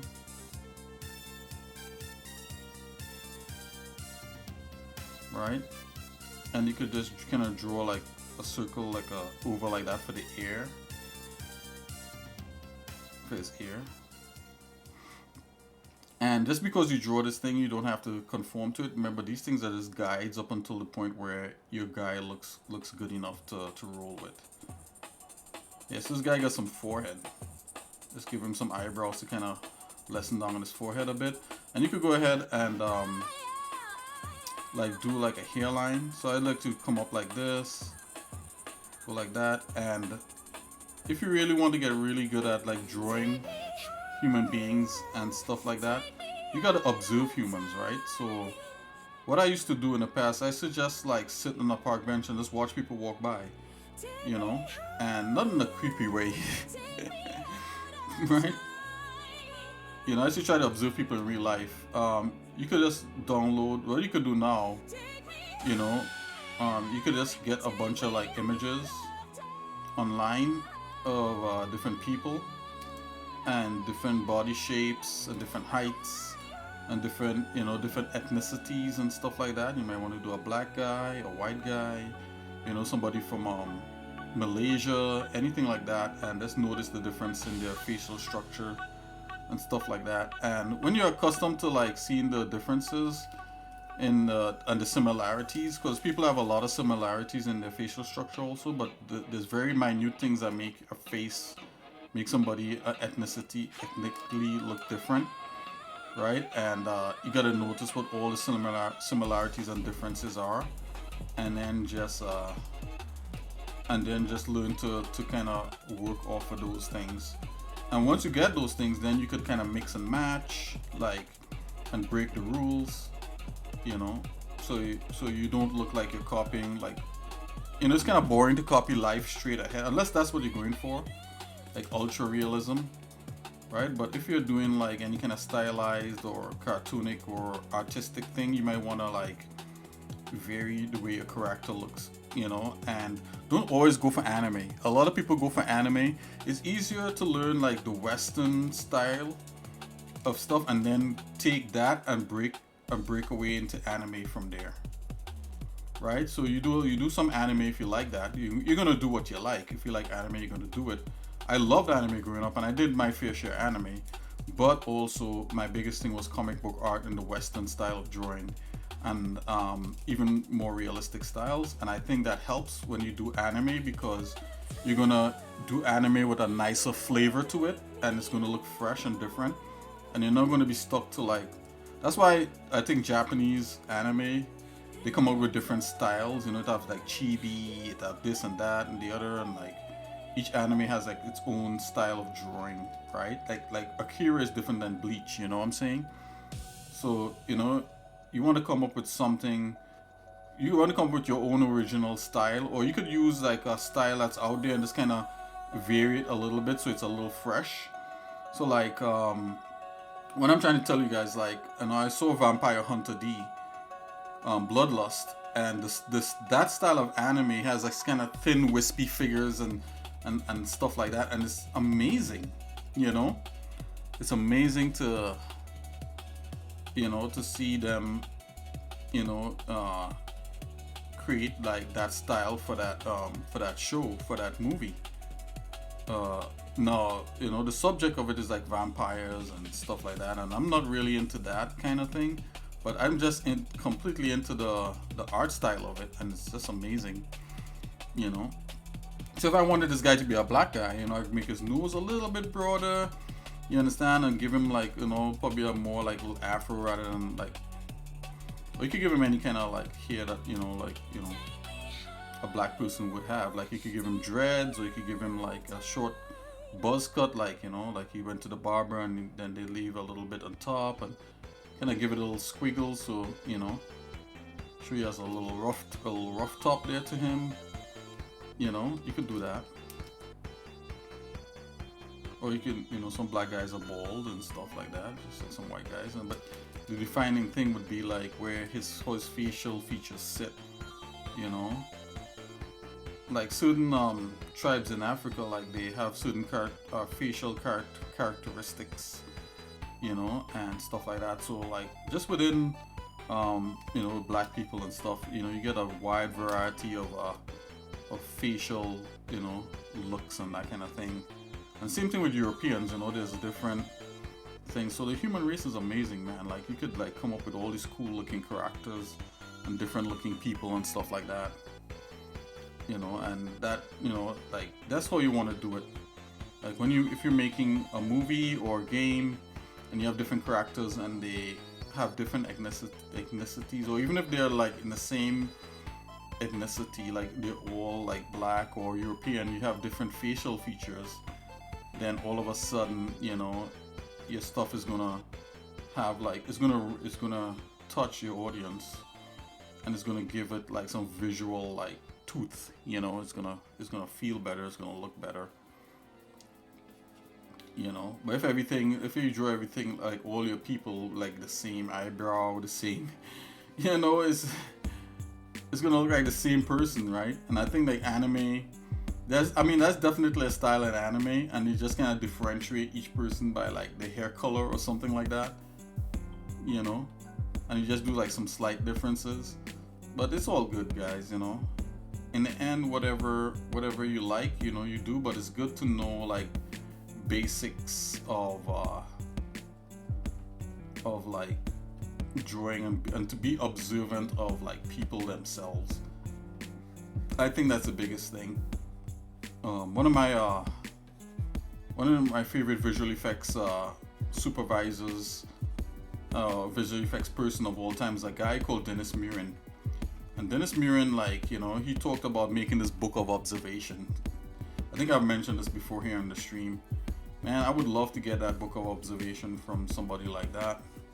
But in the meantime, you can make your own book of observation, right? You could like go and get like you know, make a little folder on your desktop or on your phone or your PC or wherever your laptop or whatever, and you could make like let's make this guy a little more square, right? So like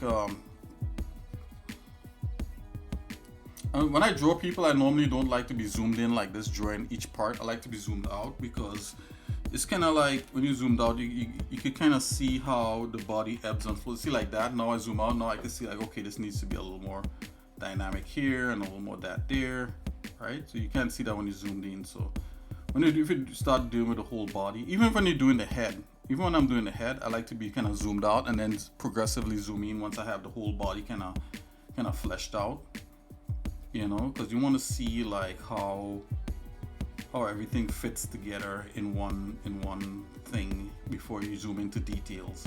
So you see, like now I find like he looks a little stiff because I was getting into details without seeing his entire body. So that's important. So another good thing is that your forms and your shapes are more important than details, right? You always hear artists say that, and you're like, no, I don't care about that. All I care about is detail. Go ahead and do it. That's why maybe your art is not the way you want it, right? Form, you know, and of course with you know, if you're dealing with cars and mechanical stuff, form and function, right? Form and think. Adding some form is great, but then when you have mechanical things like I'm doing that ship, you gotta give it like some look of like, okay, well, I could see how it could fly, or I could see how this car could drive. You know, it has wheels, or you know, it has like this exhaust here, like certain kinds of real world details help, you know.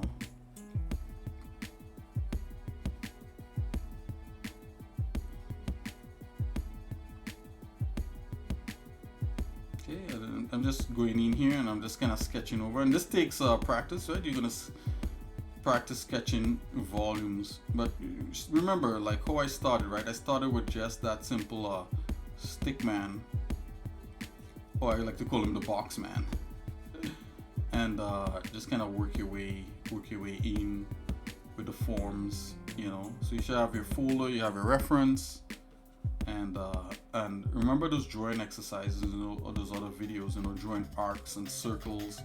All that comes into play with building up your confidence to draw, you know. You know, if you know how to draw a circle and you're comfortable with the kind of circle that you draw, and notice I said kind of circle that you draw. Everybody's circles would not be 100%. Like, look at my circles; they're more like ovals.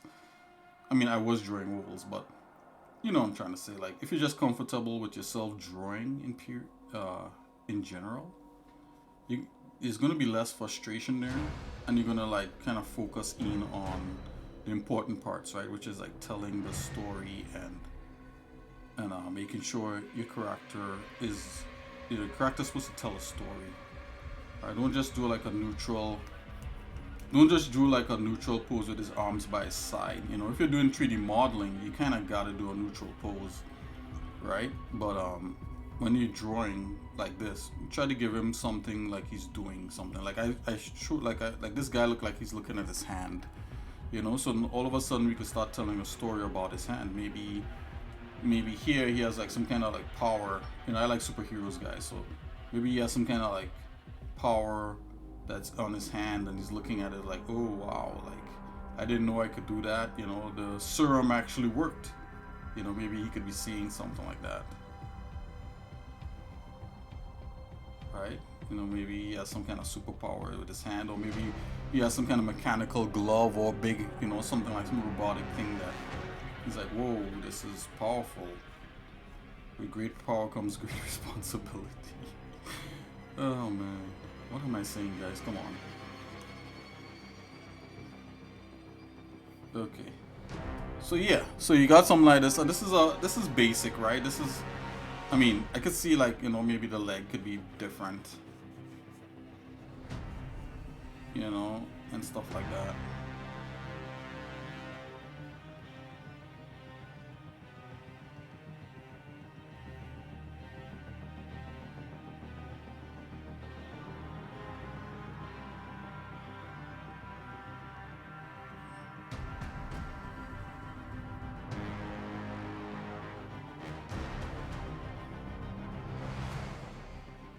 Leg here needs to be a little more together, right? So I like doing the guys kind of stripped down, kind of like with just kind of like superhero kind of underwear and just the form, right? Then you could like put clothes on it, right?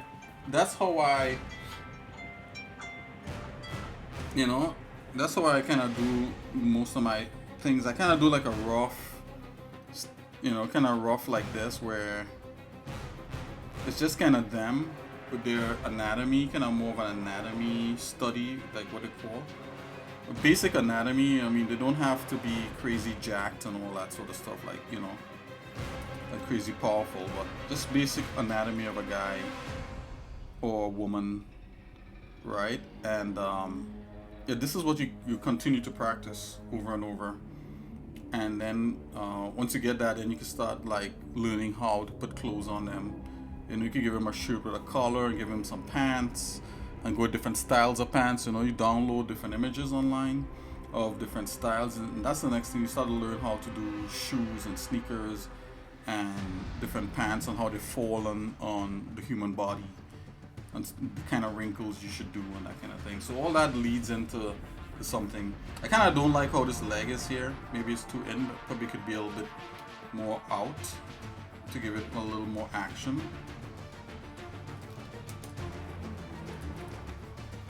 Yeah, leg looks a little sus or something like that. I don't know. Right. Let's see if I could just kind of stream of consciousness do a leg. That's better.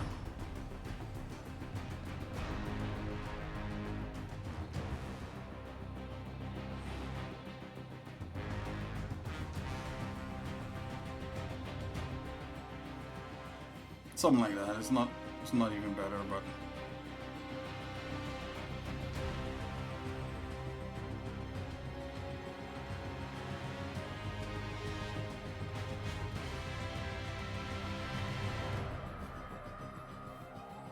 yeah, it looks odd. I mean, it should be higher up. It should be back like that.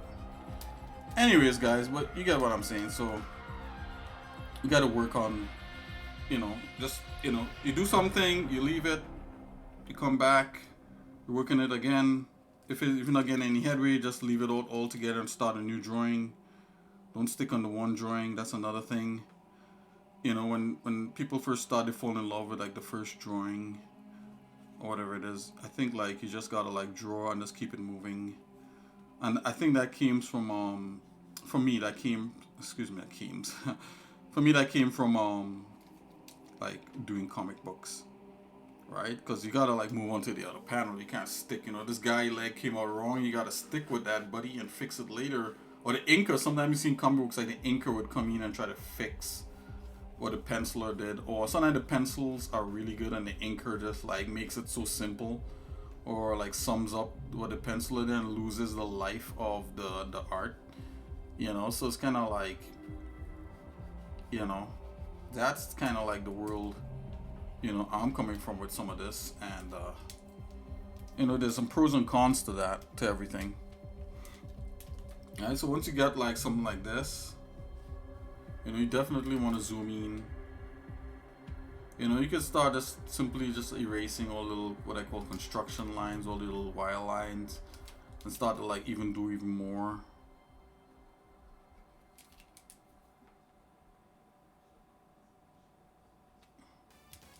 Or do even more and that kind of thing.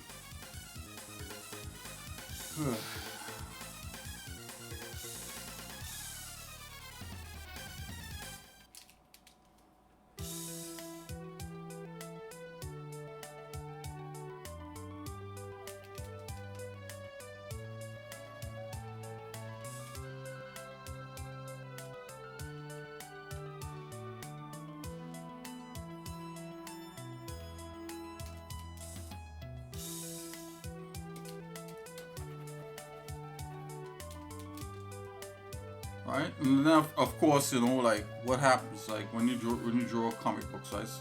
You start to like learn how to draw things in like crazy perspectives. Drawing in perspective is a whole. Once you get this down, then you gotta like know how the human body is gonna look in perspective. If somebody's like, say like they're looking up at you and there's like a camera. They're looking up at you and they're flying or something like that. You know, so you know, sometimes you start with like simple perspectives, something like that.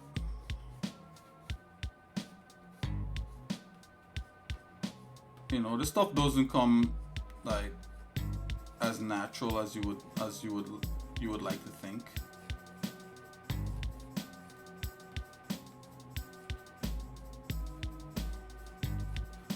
You know, sometimes this stuff comes pretty tight, pretty hard.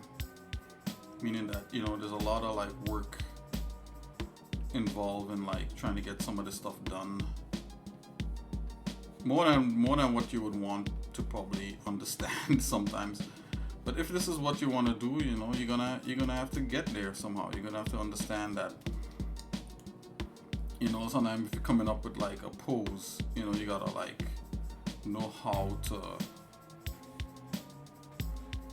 flesh that out, you know, and make it work. And there's also other artists who probably crack the code on how to do, like I'm doing a guy here and he's flying towards you.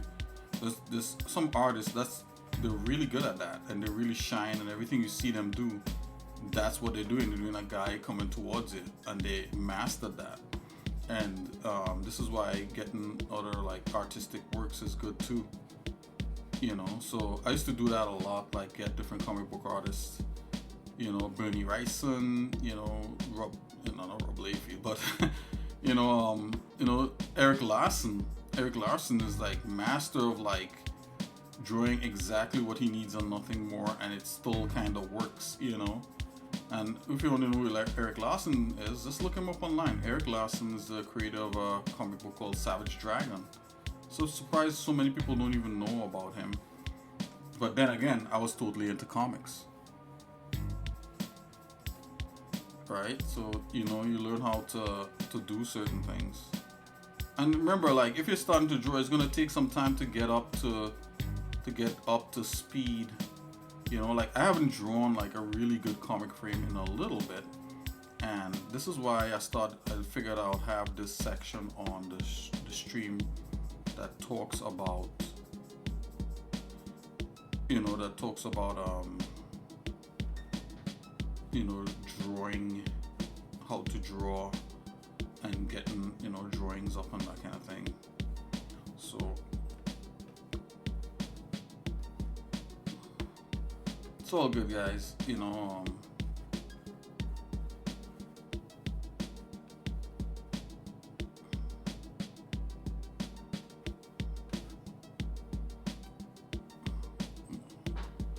There's such a thing as like when you're drawing stuff like this, there's such a thing as like foreshortening, where you could like, you know, learning things like foreshortening and, you know, aerial perspective and stuff like that.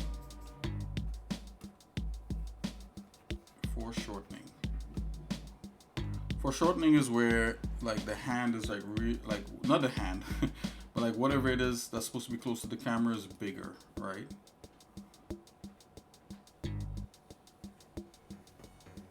So if I'm doing this guy flying up towards you, and this is supposed to be his fist right here, his fist is going to be huge, almost bigger than his head. This is his thumb, right? This is his fingers right here, and then this is his thumb. Right? Learning things like foreshortening, you know, and just different dynamic poses is definitely where, you know, where you're gonna like feel better about your drawing. But then, you know, doing regular flat on things like this is good, you know, but you gotta get there, right? So everything is like a build up. This is, you know, drawing takes a while to get there.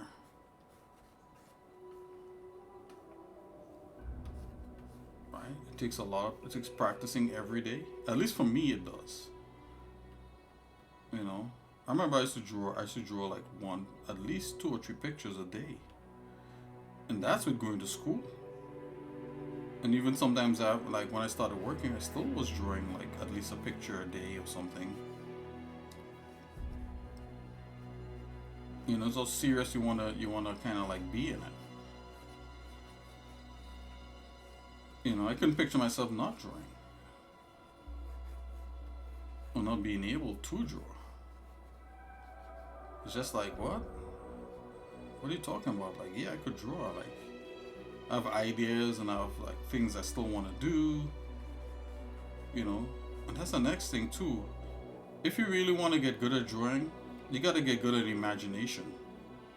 Imagination is going to carry you such a long way.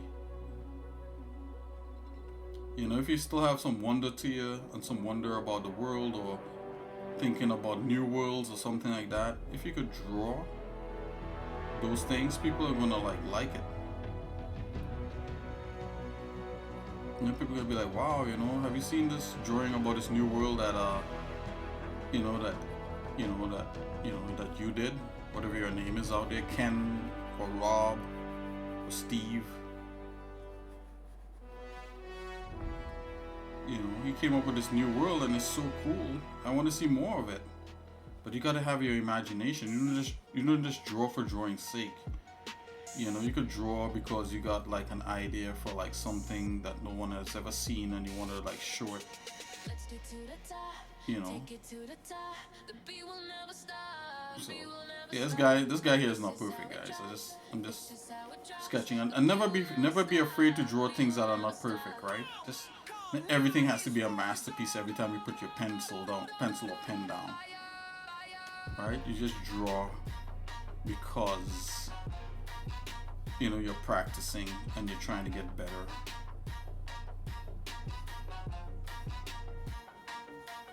Not everything has to be a masterpiece. Right? Anyways, guys, so that's my rant about drawing and about art.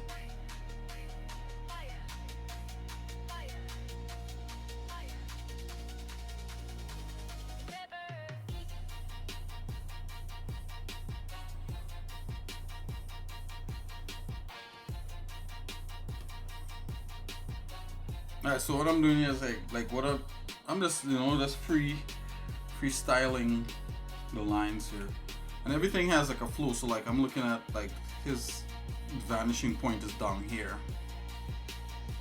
and he's flying up and out. Alright, this could be a superhero, or you could do like a guy jumping into action, or you could do somebody falling down the other way, so his head would be small and his legs would be up close. You know, it doesn't have to be a superhero. I'm just doing superheroes because I like superheroes, but it could be like any kind of action pose for like a scene in a movie or a game or anything like that, or whatever it is you're doing. You know, I'm just doing whatever. But okay, guys, so I'm gonna call that a stream. You know, it's been a wacky day. I really wanted to go out and do a bunch of stuff today, but it snowed really hard and it got dangerous. So I figured, hey, you know, I'll stream and get some work done and hang out with you guys. Hope you guys enjoy hanging out with me. You know, and yeah, please let me know what else you might want to see us do here on stream. You know, of course, you know, I'm putting out a ton of music, but it's just stuff I've already finished, and I'm just putting it out, guys. So we're really into doing asset creation in Blender, like you saw us doing. Do a little something in Blender, drop in 3D code, try to do some painting on it, and after that, you know, just continuing to do the art thing where we practice our drawing and that kind of stuff. Right, so that's what we're gonna continue to do here on the stream. So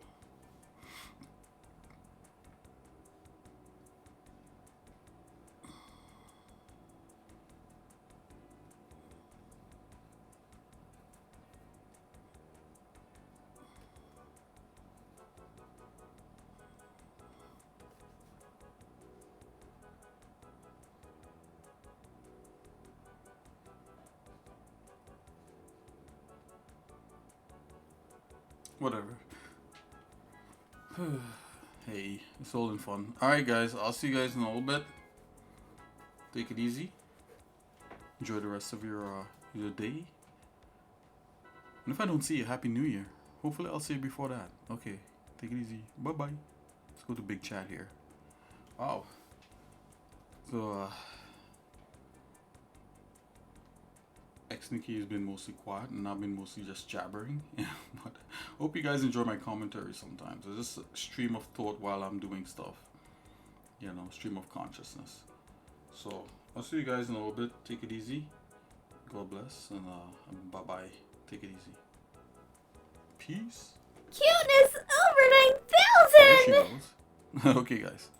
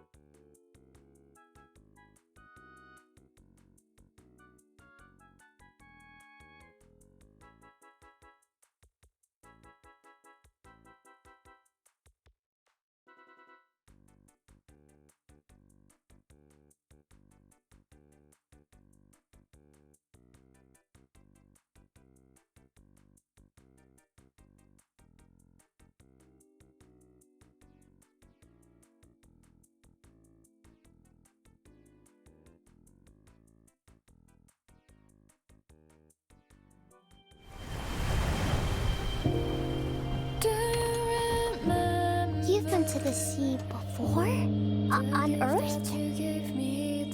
Of course I have. Got a house with a view and everything. I think this game is going to be pretty cool once it's out. You just gonna stay Can't here wait to, when can't wait this is to all play it. done? Hope if my game do you looks want? half as good as this, would be great. But who knows? We'll see.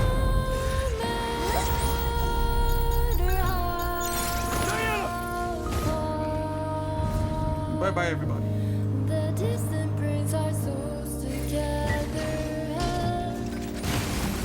Man, need us again. I can't do anything.